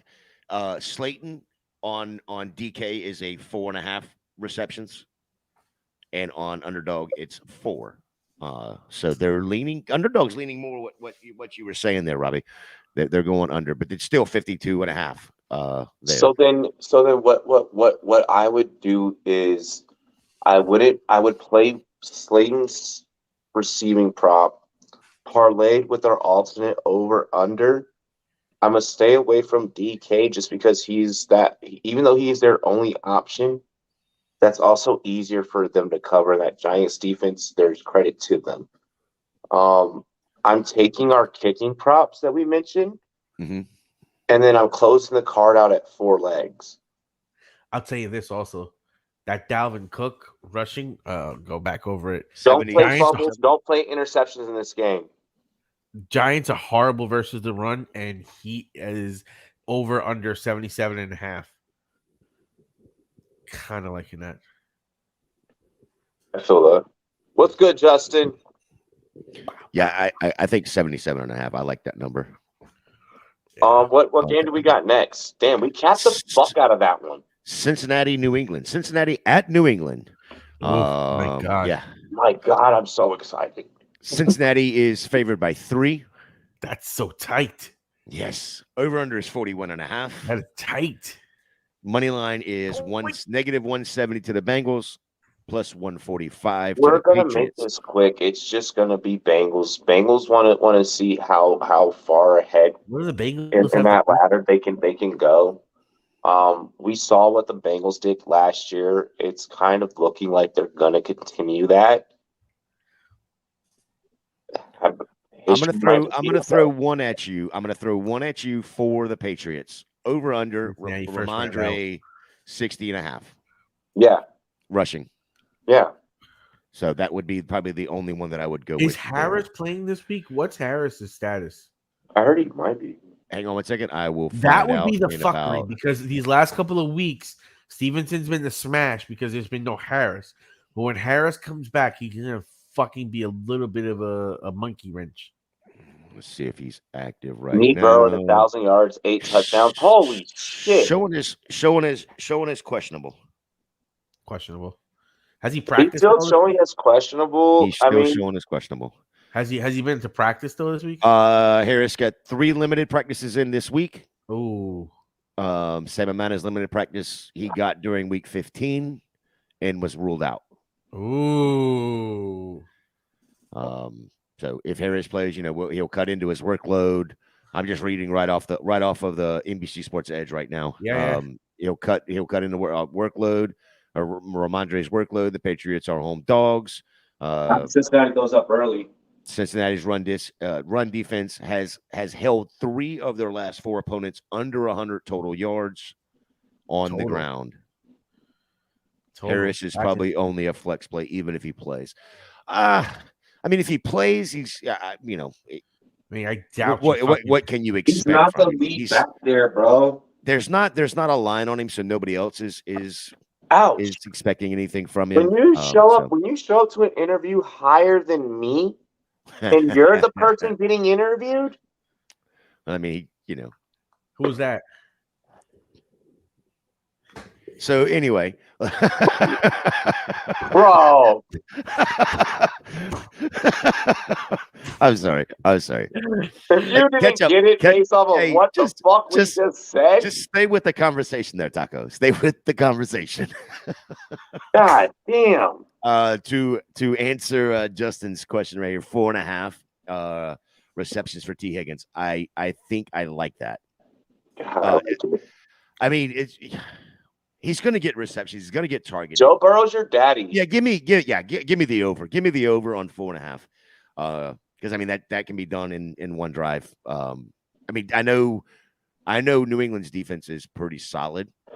They don't give up a ton, but it's the freaking Cincinnati Bengals, and they don't do anything but sling the ball all over the yard. If they can make Tyler Boyd a relevant player when Chase is on the field, yeah, give me T. Higgins. Give me T. Higgins with a plus.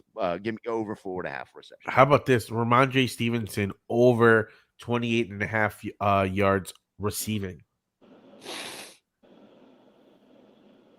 They're gonna have to pass the ball. It's gonna be a negative game script. They're gonna have to pass. That's why I'm like 28.5. I think he can hit that. Okay, all right, here's one I like even better than that. Ramondre Stevenson over under 3.5 receptions. Yes. Pay me that. Yeah, I'm doing that over there. That's a fucking nice little combo by itself. Yes. Yeah, I do like that. Rushing yards. Hit a home. What a touchdown! Anytime touchdown with that. Hey, how about Joe Burrow 11 plus or over under 11.5 rushing yards? I'm thinking I like that as well. That's interesting, especially with the way the Patriots play defense. It's going to force them out of the pocket. Or two that were in a great combo by themselves. Ramondre Stevenson, 3.5 receptions. Yes. All right, and then what was the number there? 28.5 receiving yards. 28.5. Yeah. Yes. Yeah. Okay. Yep. So we like all those. Passing yards, Joe Burrow at 252.5. Mac Jones at 216. I think I'm going to hammer the under on 216. Yeah. I feel like I am just because, like, the reason I'm going to do it is because Matt Patricia is such a bad play caller. Even though there's going to be a negative gameship, they're going to have to pass the ball. But but we see this. I don't think that the offense can keep up with what Cincinnati's going to do. Cincinnati's going to come in. We see this soap opera play out on the sideline every week of Mac Jones yelling at Matt Patricia about you suck. Call plays. Taco, remember those early Tyson Fury fights, like early in his career, how the Gypsy King would just move and that's what Cincinnati's about to do to. Hey, let's Justin. What is this? Hang on, Taco. What is Justin's price pick? Though. Price picks. I got 5. Belichick. Honestly, Belichick's about to get rope-a-dope tomorrow, bro. Oh my God. Justin, is that rushing for Joe Burrow? The reason why Vegas had the game at 3. I think the rushing for Joe Burrow is at 9.5. Okay, I'm hitting. Yeah, I'm hitting 11.5 on DK. Yeah, I'm hitting the. Oh, you're hitting that. Yeah, I'm hitting the over on 11.5. So I'm definitely hitting the over on 9.5. What about Tyler Boyd over 37.5 yards receiving? How much juice are they giving you on 11, guys? And how much juice are they giving you, Justin, on 9.5? Negative 110 on 11.5. I like that. I like that. I like that a lot. What's the line on that there, Justin, on 9.5 with Prize Picks? Yeah, because if I don't have Prize Picks in Georgia, so I can't look at that line. They won't even let me on it. dude, it doesn't. I'm not doing it. All right, Jamar Chase over 5.5 catches. Just make everything fucking legal there. We're not everything, but make everything with gambling shit legal everywhere, so we don't have to do this shit. We all should not have to be doing different research. Right, bro. You know what? I like that. I like that Chase line. Everywhere, like 5.5. I like it. I just don't know. Two so it's 110. 2 picks, X3. So he gets the 110 off of 2 picks. Damn.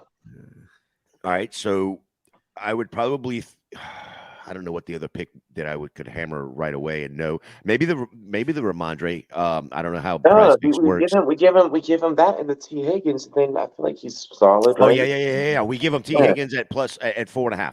At 4.5 over on the 4.5. And then cut that ticket and then parlay Joe Burrow's passing over with Jamar Chase's receiving. Yep. And then you cut that ticket, boom. If they're gonna 3x them, if they're gonna 3x them, and their 3x equals our minus 110, you know what I'm saying? Like, so like he could just boom slow roll, and he's honestly kind of solid. Yeah, over under. I'm sorry, rushing and receiving over under 93.5. Ramondre Stevenson, 88.5. Joe Mixon. God. Why is it that I don't think that tomorrow's a Mixon day? Okay, I don't disagree with you because they can go up early. Patriots, Patriots. They go up early. That's Mixon. Yeah, if they go up early, bro, they're benching those guys. Yeah, they're gonna break. I mean, they're sitting. Hopefully. That's. How about this? I'm not saying that because, like, honestly, I mean, I've even called out guys getting benched that I have on my fantasy rosters. Ladies and gentlemen, this is part of playing late season fantasy. But when you get into enough championships, this becomes shit that you just get used to. To be honest, like, am I right? Like, you really think after you win enough championships, like, and you've won enough championships for a long time, like, you're just, bro, this channel's been on air since 2018. We've been winning championships before we even made a fucking YouTube channel. Dog, I'm telling you guys, you're going to start seeing it. You may not see it a whole lot this weekend. When you get into your finals, that's when you're really going to see it. And you're going to be like, fuck. Yeah, that's... And I'm like, I wish I listened to this channel. Because they were telling me and they started already warning me. Oh, McPherson prop, how could we not? 1.5. Same thing for Folk though. Like I would smash both of them. Nick Folk over 1.5 at 105, and Evan McPherson 1.5 plus 100. I think they're both. I mean, what's the raise look like if you take McPherson on 2? I don't even see that option. I couldn't see it in the same game, and I had to come out to like singles, which is crazy. Holy shit, ladies and gentlemen. Anyone that has ever tuned in and seen a Rumboyz Super Bowl special, this man has pulled up and performed on our platform. He has brought his music, hailing from the great state of New York. Hey. New York. Big shout out to the homie PB Mogul, bro. Yo, blessings to you. Excited for your 2023. My guy has fucking straight up to the moon, and he's gonna keep fucking going. And make sure you guys always support any artist that has ever played music on our show. Like straight up. Like support our folks. Dilly, bro. Hell yes. George Pickens 39.5 yards. Yes. Yeah, you got to take the over on that. And yes, you should go get Gano or Curly. What's the weather or it's going to be cold and snowy. Here's my problem with New England. I just don't think they have the offense to get in there. Oh no, play Gano. Play Gano.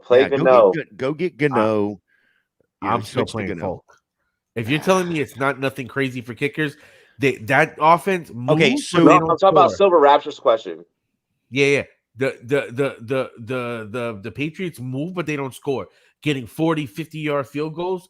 That's what Folk does. Folk is a beast. I'm running Folk. He's won me too But many his championships. decisions are between Gano and Dicker. No, he says he have Folk currently. Should he switch to one of those two? And Gator said that the weather isn't really that bad. Does No, he it's have going Folk to be currently? cold. He It's going never to be said he cold. had Folk currently.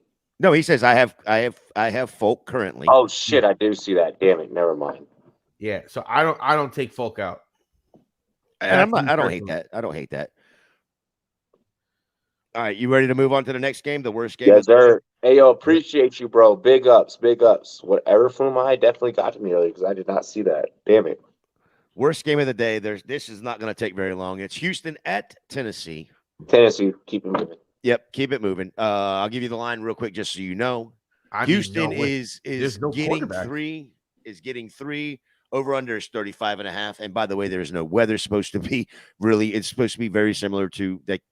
Just a little bit of snow, nothing crazy. They're giving up. Yeah, Houston is getting 3. The disrespect. Yep, no. Houston is plus 145. Who's the better quarterback right now? Tennessee. Davis Mills. Davis Mills is the quarterback for Houston. But no receivers. No receivers. Hang on, and I'm gonna. And if you're looking at it, you can see it, Taco. But Houston is plus 145. Tennessee's negative 170.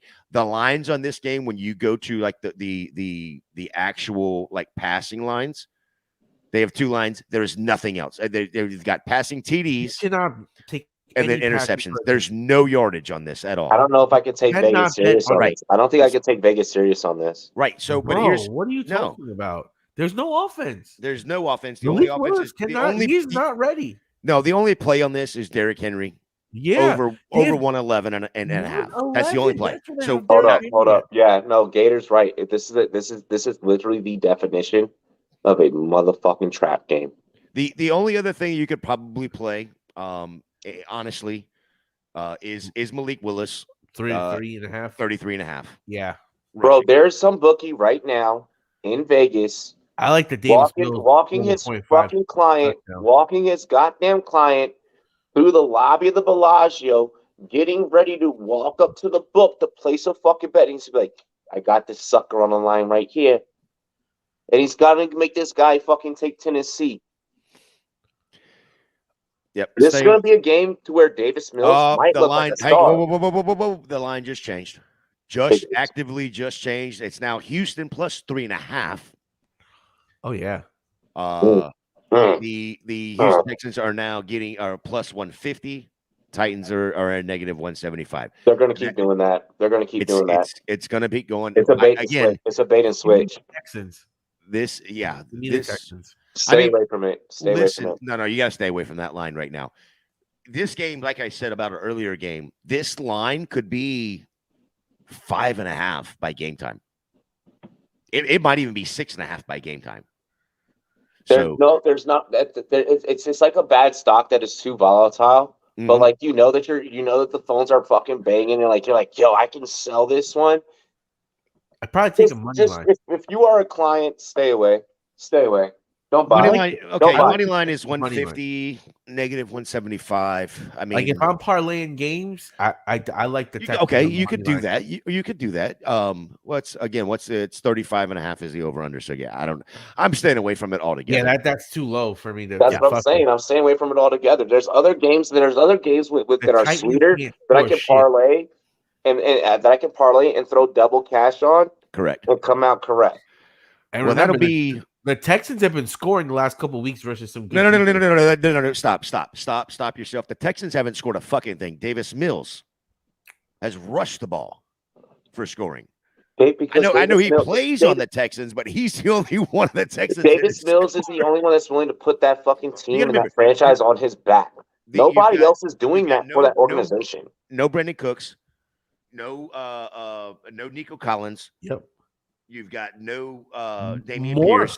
You've got Moore, who was playing good in the last game before that. He got hurt and he's questionable. Bro, I'm gonna be straight up. Yep, Chris Moore is questionable. I'm gonna be straight up. The dumbest decision that the Texans are going to make, and I have a feeling it may not happen this offseason, but it may happen the next. They're gonna unload Davis Mills. We need Davis Mills to suck next year so that he lands in a good spot. We need Davis Mills. We need Davis Mills to tank for him motherfucking self. Get out, bro. You're better than that organization. Straight up. I'm done with that take. You don't deserve them. You don't deserve them. Okay, so I want to answer Justin's question right here where he says Cook is questionable as he thought. Cook is questionable. He's set day to day. And Moore and Cooks both expected to play, says Silver Rapture. Cooks is missed the 3 Cooks weeks is questionable with a calf. And has not and let's see, I'm looking at his he did not practice Monday, or he didn't practice Tuesday or Wednesday.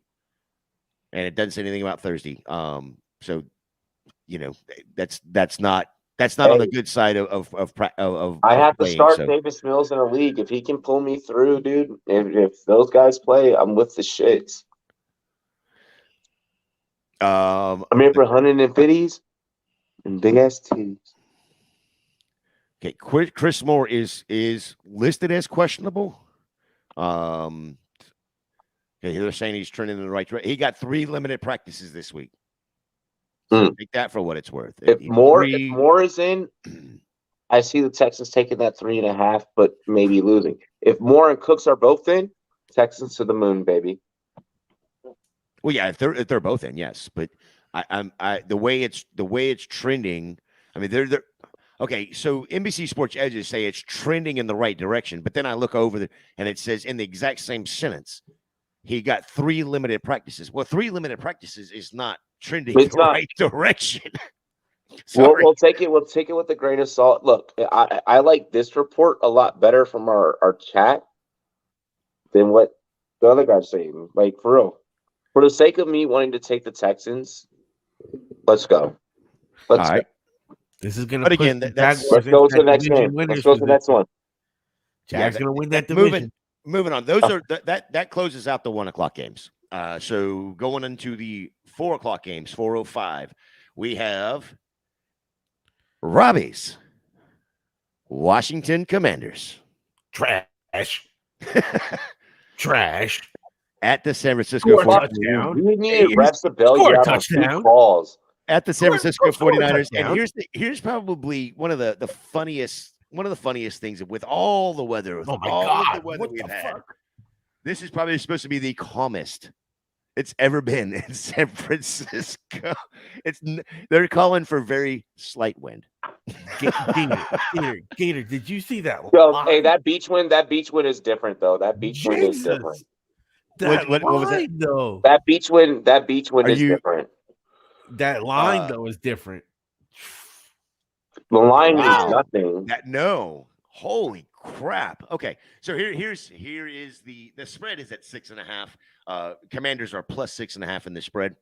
The Commanders on the money line are a plus 245. San Francisco negative 295. Over under 37.5. Oof. They're expecting a low scoring blowout. It's a trap. There's no such thing as a low scoring blowout. Yeah, like 21-0. Wow. Oh my goodness. And then you look at the lines, the props. Oh my God. Brandon Cook's info on ESPN. So ESPN, I guess, is saying something different. Now that's scares me just because ESPN just be saying whatever. I don't be fucking with just scaring me. Just so Silver Rapture knows, that's why I said exactly where I got it from. That way, if my information is incomplete or is 100% wrong, I wasn't at the practice or anything like that. I got it directly from NBC Sports Edge. So I am not arguing one way or the other. If ESPN has somebody on the ground, 100%, dude. If they're saying they're supposed to be the worldwide leader in sports, but sometimes and it's somebody you trust, 100%. I don't know. There's times where you go into sleep rap, bro, and sleep rap is more accurate. What I'm saying is I am not the end all be all by no means. I'm just reading what I am, where I'm getting it from. And if you're getting it from somebody you trust 100%, dude, play Brandon Cooks. Right now I'm not seeing that, and I don't know that I can do that. So I don't know if I can do that. I'm tilting a little bit on the Tennessee defense because of the fact I don't know what kind of field position they're going to be put in because of how bad this offense could be. Holy shit, that did not just fucking happen. Why'd I even open this app? I hate my life. All right, so now that Robbie can't see us, let's talk Robbie, about strike the this. pose. Shut the fuck up, Taco. He's already struck the pose. It's for those. Look at Robbie. He's on his Zoolander right now. He's not even moving to you guys. He's like, look at me, old Rumboy. I'm for the first time ever. Okay, so I'm literally so Brandon, I'm literally 50-50. I'm literally 50-50 against an opponent. Okay, Silver's Rapture is saying that reports out of Houston is Brandon Cooks did have a full practice both Wednesday and Thursday, which is okay. That's trending in the right direction for him. So that's awesome news. I still don't know that I can trust them. Oh, Cooks winning the game. So, but yeah, that's great news. That such a feud that he wouldn't play for the rest of the season. So it's interesting to hear that he might play. Yeah, he is still listed as questionable. He's listed as questionable. Yeah, he's still listed as questionable. Favorite pops, just one gonna make 3 like. All right, let's get into this. Washington Commanders, San Francisco 49ers. Like I said, it's let me get back over to that line real quick. Just want to reiterate, it is a plus 6.5 for the Commanders. Over under is 37.5. Plus 245 on the money line for the Commanders. Negative 295 on the money line for the 49ers. We were minus 350 against the Eagles that we beat the fucking bricks off the bitches. And we should have gave them the motherfucking business had it not been for 2 fucking badass calls. So honestly, I'm not fucking done. Stop. Yo, I will go sun you. I will sun the shit out of you. Stop face it. Mask. Face mask. Illegal hands to the face. Anyways, we coming out with a fucking vengeance. And I might be. And should we win? I need us to win for underlying. I need us to win for underlying reasons. And honestly, as y'all being my boys, actually, I kind of need y'all to root for me to win as well, because your love is toxic. I might fuck around and text my ex. Should we beat the brakes off these motherfuckers? Just to be like, I'm up 1. I'm up 1. City. We're just gonna straight up start shit now. I see how it is. No. So actually, no. Fuck that. Commanders all day, motherfucker. Fuck the 49ers. How about this? Passing TDs. Over under 1.5 for Brock Purdy plus 130. Over under 0.5. Why is Brock Purdy at plus 130? Okay, wait. That's on the over. That's on the over. On the over. I know, but why is he over? Like, honestly, passing. That's honestly, like fellas. Honestly, McClock Purdy. Oh, like, bro. You're tilting so hard. You don't know where to go. No, I know exactly where to go. Give me the over on the 1.5 for my Glock Purdy and Mr. So if you're gonna take the over, you're gonna take the over on Brock throwing 2 or basically throwing 2 touchdowns. No, give me both on 1.5 on the 1. Yeah, give both for 2. Both for 2. Give me both for 2. As I say, you're definitely taking Heineke over. The passing, the yardage is interesting too. Yardage under on Heineke is plus 150 for under 0.5. Yeah, the over is negative 200. So that's a trap. There's so many traps in this game. Yeah. Brock Purdy passing yards of 217.5. Say it. Taylor Heineke passing yards of 189.5. He's him. Let's go. Hey, give me overs on both. Give me overs on both. He's coming off of a game against the Giants where he threw 249. course, he had the bye week. Then he had the game against the Giants where he threw 275. I mean, it's Oh, not and the there was also Giants. 2 blown calls on that. Yeah, but it's the Giants. Doesn't matter. It's Okay, okay. it's the Giants. What are you talking about? You're a playoff team. Why do you why do you act like you don't give your team credit? Shut up. Even I give your team credit. Shut up. Our secondary isn't the best. Let's see. Rushing 45.5 for Brian Robinson. He snapped that millions of times. Okay. 82.5 for Christian McCaffrey. Okay. Whoa, wait. Fuck. That's a lot. Okay. No, I forgot. Are you ready for this? Chase Young is back. Yeah. It's official. It's official. He will play tomorrow at 4:05. He was just afraid to face that Giants offensive line. He didn't want to face the Giants. I get it. Why do I think wait. Fuck. Why do I think you don't play this game? Why do I think you play this game, but you played as a single? All right, and you only play the line. I think this is your single that you're going to play in this game. Taylor Heineke, over under 13.5 rushing yards. Oh, yeah, he's going to go over that. That's all he could do. No, there's too many traps. Holy That's fuck. all he can do, he says. 189 passing, but you can get 13.5 rushing. Jesus, Taco. Why are you sticking the knife in? Good fucking God. He's trying so hard, but no, we need to really George Kittle. Same thing. No, notice how I was respectful when capping his game.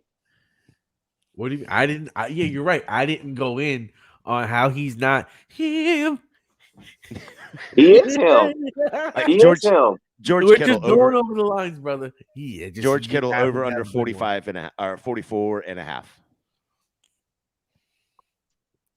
Brian Robinson. Last four games, he got 90 last week. 20. Only because the rookie Brock Purdy has to lean on. But he got two touchdowns as well. I mean, he got 93 yards, but it was, of course, major day. Do you think it's a matter of the defense that they're on? I'm really looking at this like inside and out. This is a trap. This is a huge ass fucking trap. Go ahead, Taco. Yep. Look at that man. Look at the holy fuck. Gotta go. Mama, that was a dad in action. That was the boss calling. That was more than a boss. That was the boss. That was the boss over the boss. All right. Terry McLaurin's line for yardage is 56.5. His line for receptions is 4.5. I like that line. I also like the Kittle line for receptions at 3.5. I don't know if I like the Kittle line for yardage. I just don't want to touch that. I don't think, because that can go either way. Chase Young being back changes the dynamic of how. All right, so rushing attempts. It makes it to where, and you got to remember that these organizations know each other very well. Rushing attempts. The only line that we're looking at here is Christian McCaffrey, 20.5.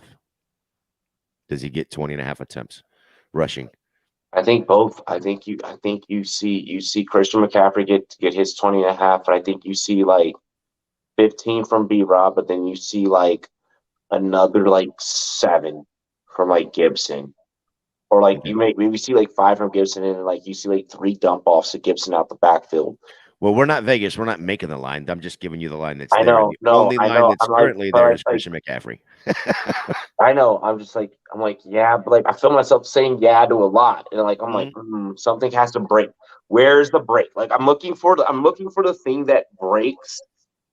All right, I'm trying to give you something that's going to break, and I'm trying to give you the lines that I think are really close, and I'm sure I'm missing them that are actually going to be close. Christian McCaffrey. Combo of rushing, receiving, 122.5. Fuck that. I think that's the under. That's the under, but I feel like that's an obvious under. It's going to be a tight under.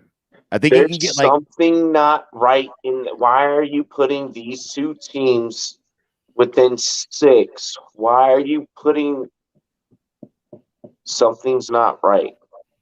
Something's not calculating.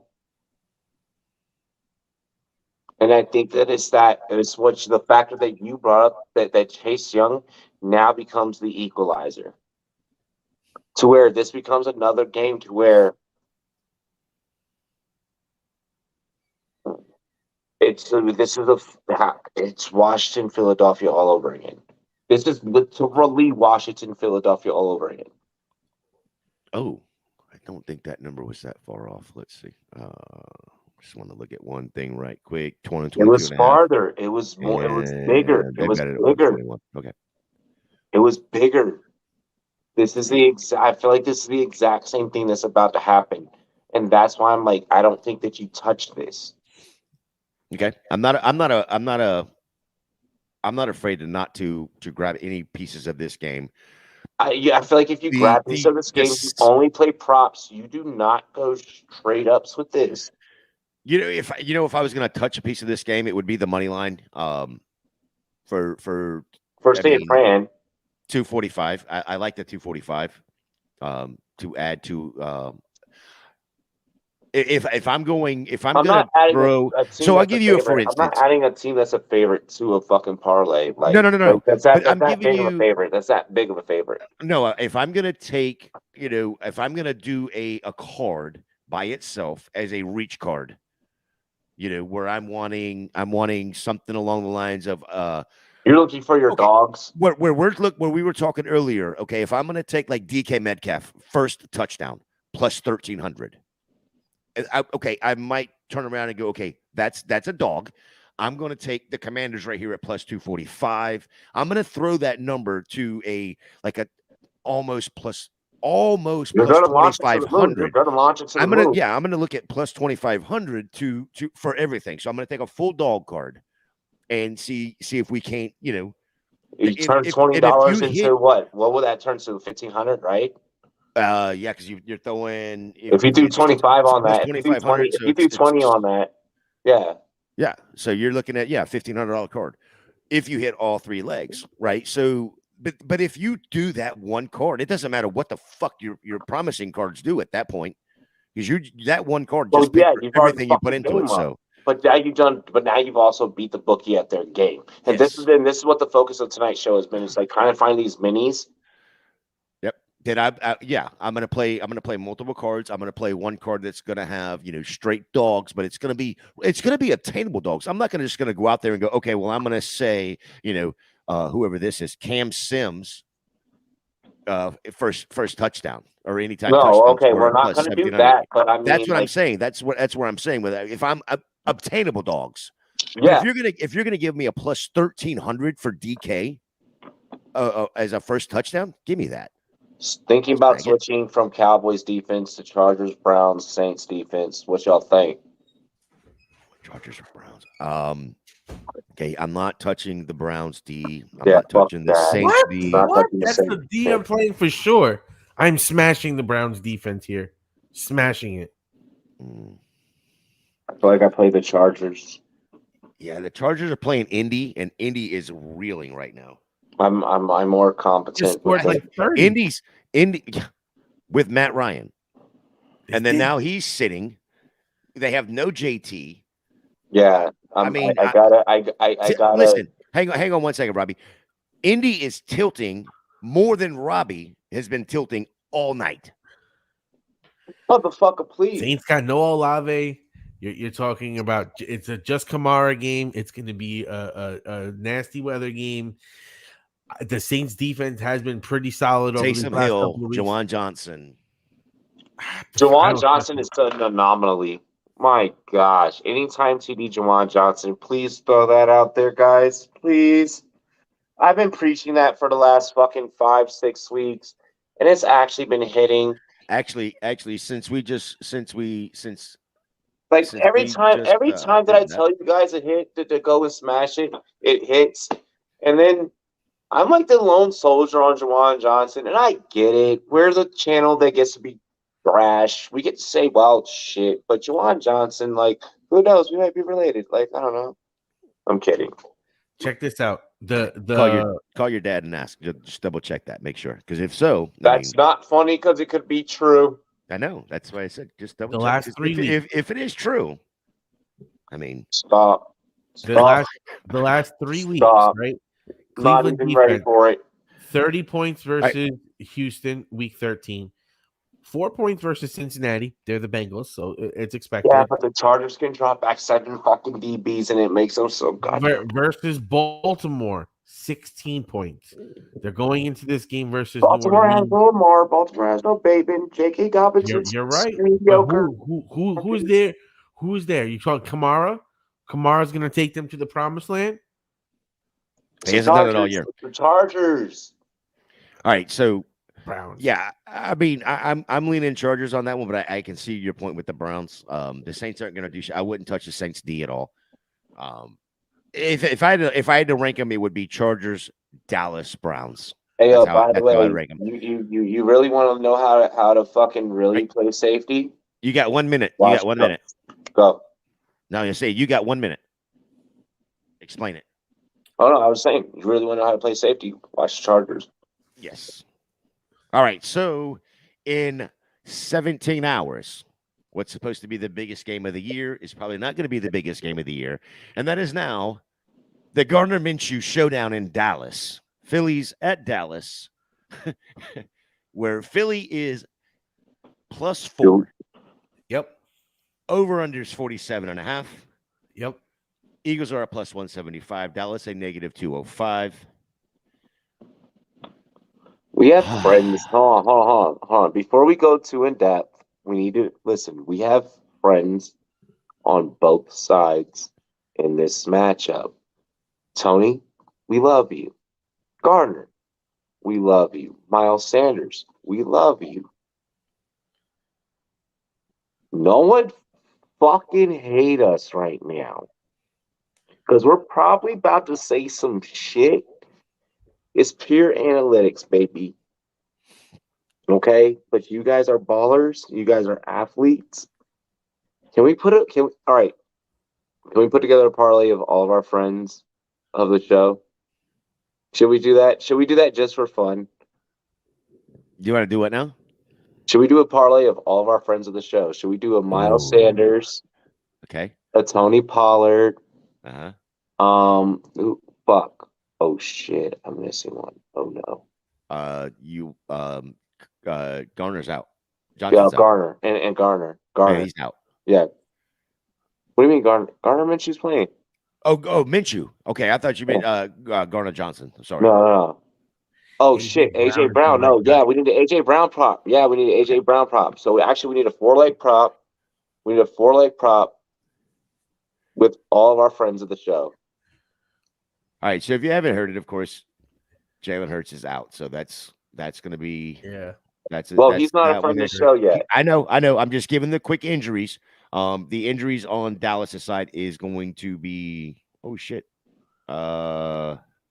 the newest ones are this is gonna be crazy. Van Der Esch on the defensive side of the ball, Sam Williams on the defensive side of the ball, and then of course we've got the ones that have been out. So but right now Dallas is looking porous on the backside. So go ahead, and now that you want to do that. I'm 4 good legs of all of our friends. All right, 4 legs. I'm gonna build one on my side as Taco goes. Go ahead, Taco. Let's take a look here. I'll tell you this. I'm interested to see what Minshew's going to do. I don't think he's going to be that bad. I'm actually thinking about if we see AJ Brown 68.5 over.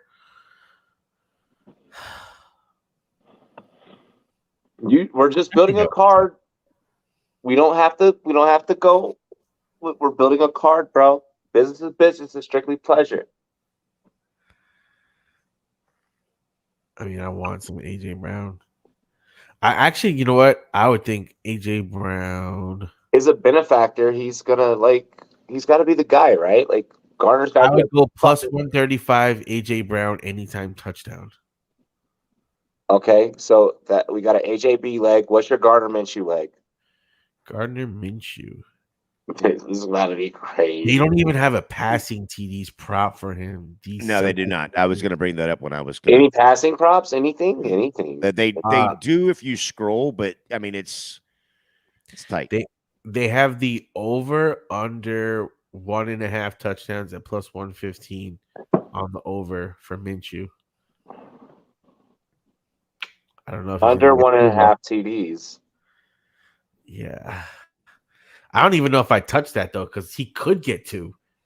But like, here's my thing: why are they even playing with us like this? Like, why are y'all like? Why are they being cheap?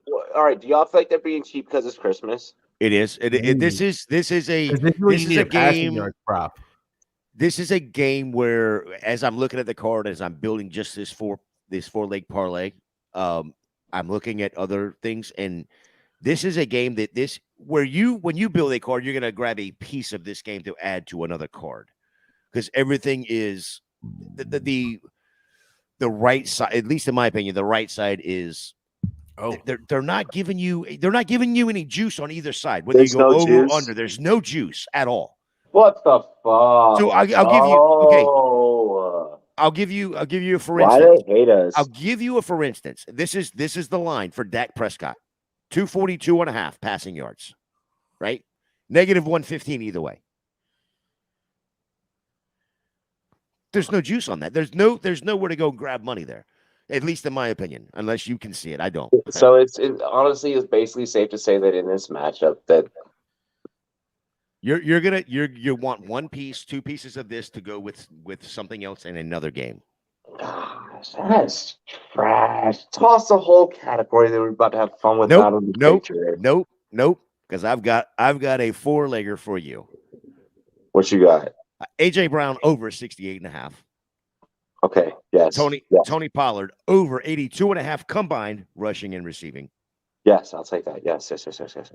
Miles Sanders 64.5 rushing over. Yes. Gardner Minshew passing and receiving. I'm sorry, passing and rushing 248.5. 248.5. Yes. Passing and rushing combined. Yes. Yeah. He gets you 17 yards on the ground. That offensive line for Philly is massive. They are a beast. This is why I do not want to touch the Dallas D this week, because it's going to be very, very hard for sacks. So what do we do? Did you already build that? I just built it. Screenshot it. What we're going to do is I'm going to get that to Mike. Or actually, no, just get it to me, actually, because I can also do some quick graphics shit. Like, I'm not the greatest. Let's screenshot that. Let's get that. What we're going to do is we're going to, like, make it nice and neat for you guys. Or either just, like screen print it. Screen print it from, like, what you just built. Like, just screen print the pics without no amount. Don't put no money amount or anything, but just control print screen or whatever the fuck. I'm tech. I'm stupid. He's so stupid. Bro, I'm former military. You have to give me shit by like we fucking write in crayon. Did we go through all the games, right? Yeah. No, we still got games to go. Holy fuck. Yeah, we only got one more for tomorrow. We're just doing tomorrow's games, right? Yep. We got one more. Vegas at Pittsburgh. So you made me move that real quick, so I wasn't ready for that line there. No, go ahead. Yo, get that. Screenshot that card first. I'll do it here in just a second. I got you. Yeah. I got you. And what we're gonna do is we're gonna put out like a little I'll put out like a holiday friends. Like we're gonna capture like holiday friends, Rumboyz holiday friends type of thing. I'll do something catchy with it. Here's what I'm gonna do. I'm gonna read this line off for you. I'll let you and Taco go. I'll go build this card again just for I got it right there. I'll go and get this card set up, and then I will immediately screenshot and send it to you. Yep, and then I'll get the graphic design built for it. Boom, perfect. Right, cool. Here we go. Vegas at Pittsburgh. This is tomorrow evening, 8:15. Tomorrow evening, 8:15. Weather in Pittsburgh is not great. This is where'd my paper go? There it is. Weather in this game is not going to be great, but it's not going to be horrible. You're talking about gust somewhere in the range of 20. Sustain's going to be, of course, lower. The line reads like this. Vegas is a +2. Over under is 38. Vegas +110. Pittsburgh at -130. I think I've read that exact same line about 7 times today. Yeah. And we So, I feel like we've broken it down a lot. yeah. Honestly, and we've yet to give like our final picks. I feel like. Well, I'm gonna let you two go over this while I redo this card, and then I will send it over to you. Taco. I mean, Like you did before. I'm hosting, so I always let the guests go first. Like this is a tradition. how much do we trust the Give me some time. Steelers being able to shut down the running game of the Raiders? Josh Jacobs. That's gonna be the game. That is the whole game right there in a nutshell. Is it can the Steelers put together a game plan where they can slow Josh Jacobs down enough where it becomes a game that Derek Carr has to throw, and like he said, it's going to be inclement weather with those gusts at 20 miles per hour, depending on which way the gusts are coming. That could really be if it's like a crosswind where it's going across the stadium. That could really fuck shit up for the downfield passing, which would mean that and I'm looking at the passing yard props right now. It's 187 for Kenny Pickett for the over, and it's 217 for the over on Carr. So they're not expecting much as far as passing yardage is concerned. If we look at the touchdowns, Kenny Pickett over 0.5 is negative 275. For Carr, it's over 1.5 for plus 145. So they're really not expecting much in the air in this game. Pickett is like when you walk into a fucking bathroom and they forget to put a wet floor sign, you just slip and bust your ass. Bro, as a starting quarterback, they have him at 18.5 rushing yards for the over under and you can snipping tool it. You can snipping tool it, by the way. Snipping tool. So sorry. It's just crazy to me when you look at that for Kenny Pickett. So he may not be nothing to sneeze home about, which might really give Josh Jacobs some touchdown opportunities. His over under rushing prop is 84.5, and his anytime touchdown is what? Which quarterback is more prone to creating the turnover, in your opinion, in this matchup? I mean, their defense is really great, honestly, at miraculously just like punching balls out or creating interceptions out of nowhere, tipping, and then it results in interception or just pass breakups that result in 3 and outs. But also, I mean, you have to factor in like Max Crosby is just a madman. I call him Mad Max for a reason, right? That rude boy. Like, what are you thinking, like, in terms of how that side of the ball can cancel each other out? Well, I'm hoping that TJ Watt has an impactful game and is able to really neutralize Josh Jacobs, because I am actually facing Josh Jacobs in 3 leagues. I'm facing Josh Jacobs in 3 semifinals matchups. So it's going to be a game that I really hope what you're saying, and which we've seen that Steelers traditionally do, and that's play great defense and be able to slow down the opposing player, the opposing team's best player. So I think that Kenny or Mike Tomlin will come up with a game plan that should neutralize him. But the bigger question that I have is, how do we feel about Devontae Adams in the passing game, considering what we're going to see with the weather and with the situation? I think this might be a game where Adams might kind of fall off a bit and not be as dynamic as we've seen him be in the last couple of weeks.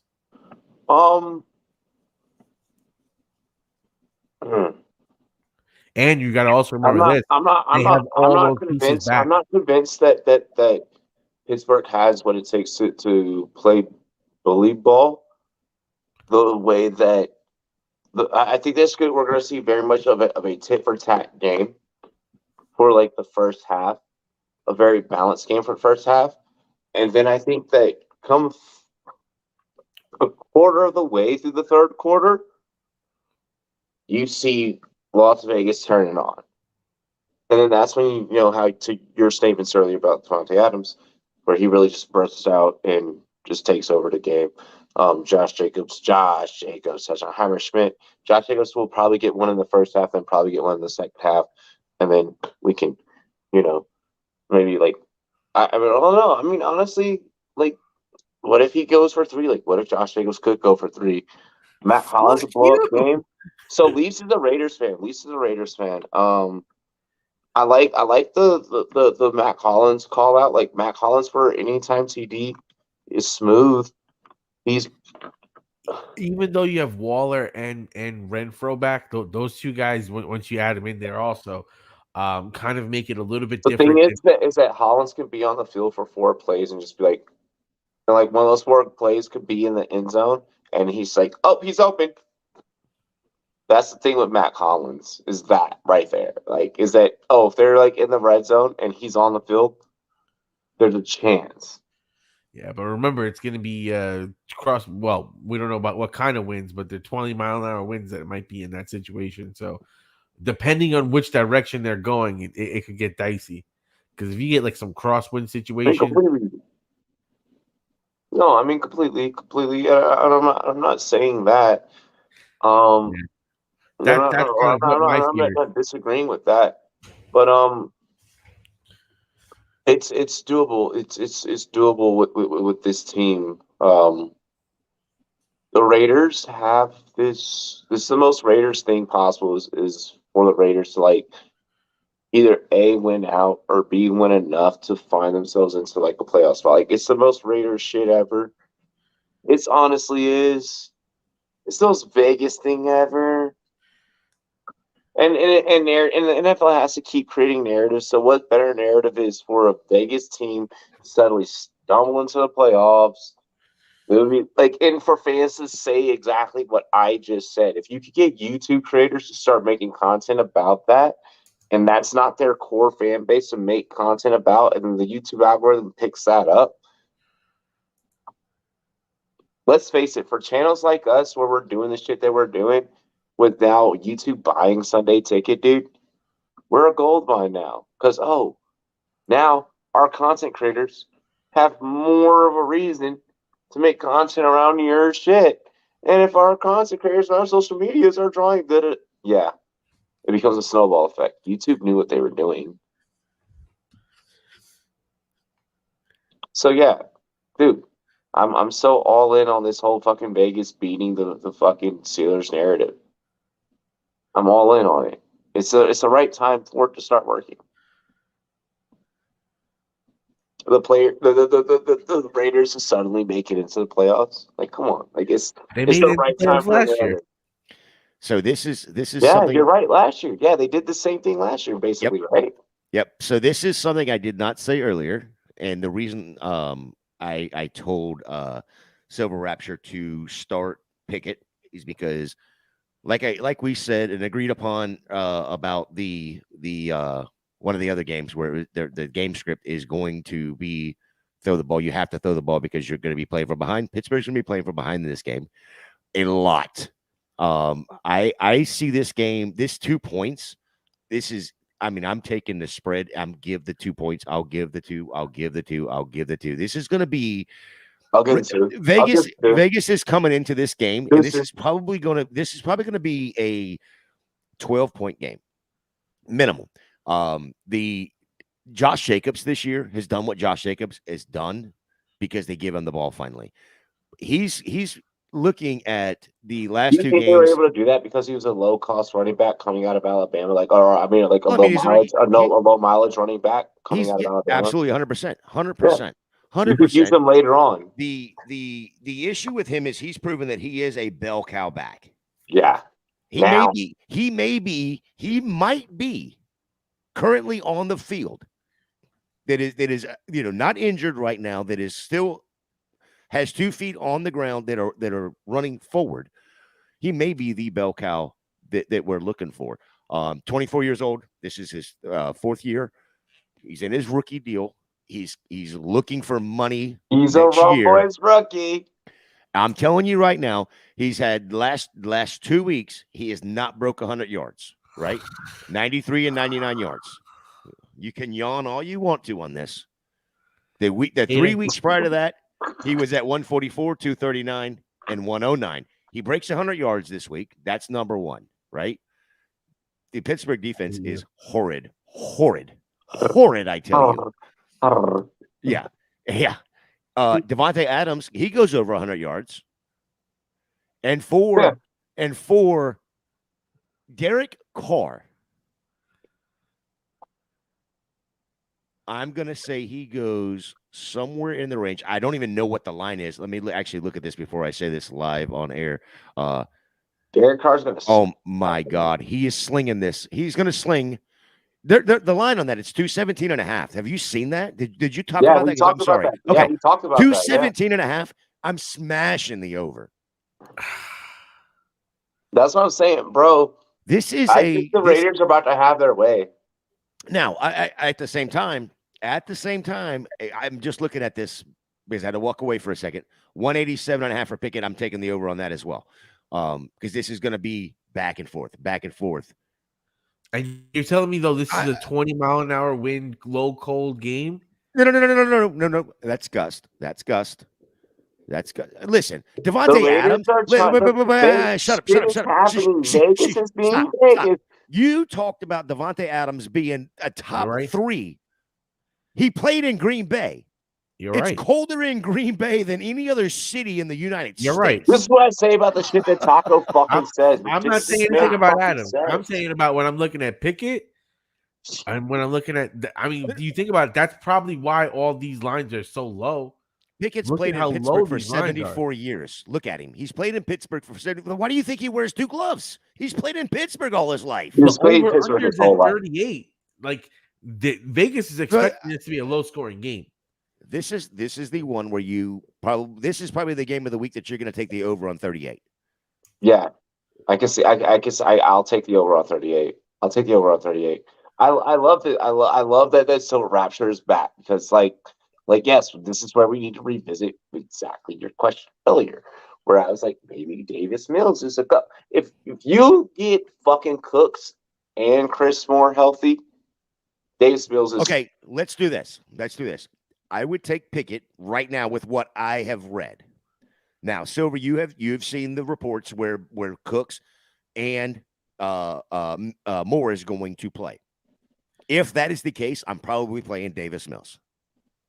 If I see Cooks that report, and Moore are playing. I'm playing Mills. Davis Mills. Correct. 100%. So revisiting that question from earlier.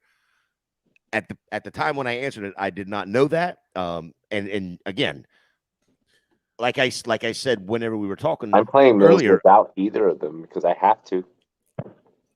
Well, that's a different story because you have to. He has a choice. Oh, this is what I needed to hear. If you are feeling it, then do it. Yeah, absolutely, 100%. I'd rather say that's sex. Yeah, that's sex. If you feel Mills.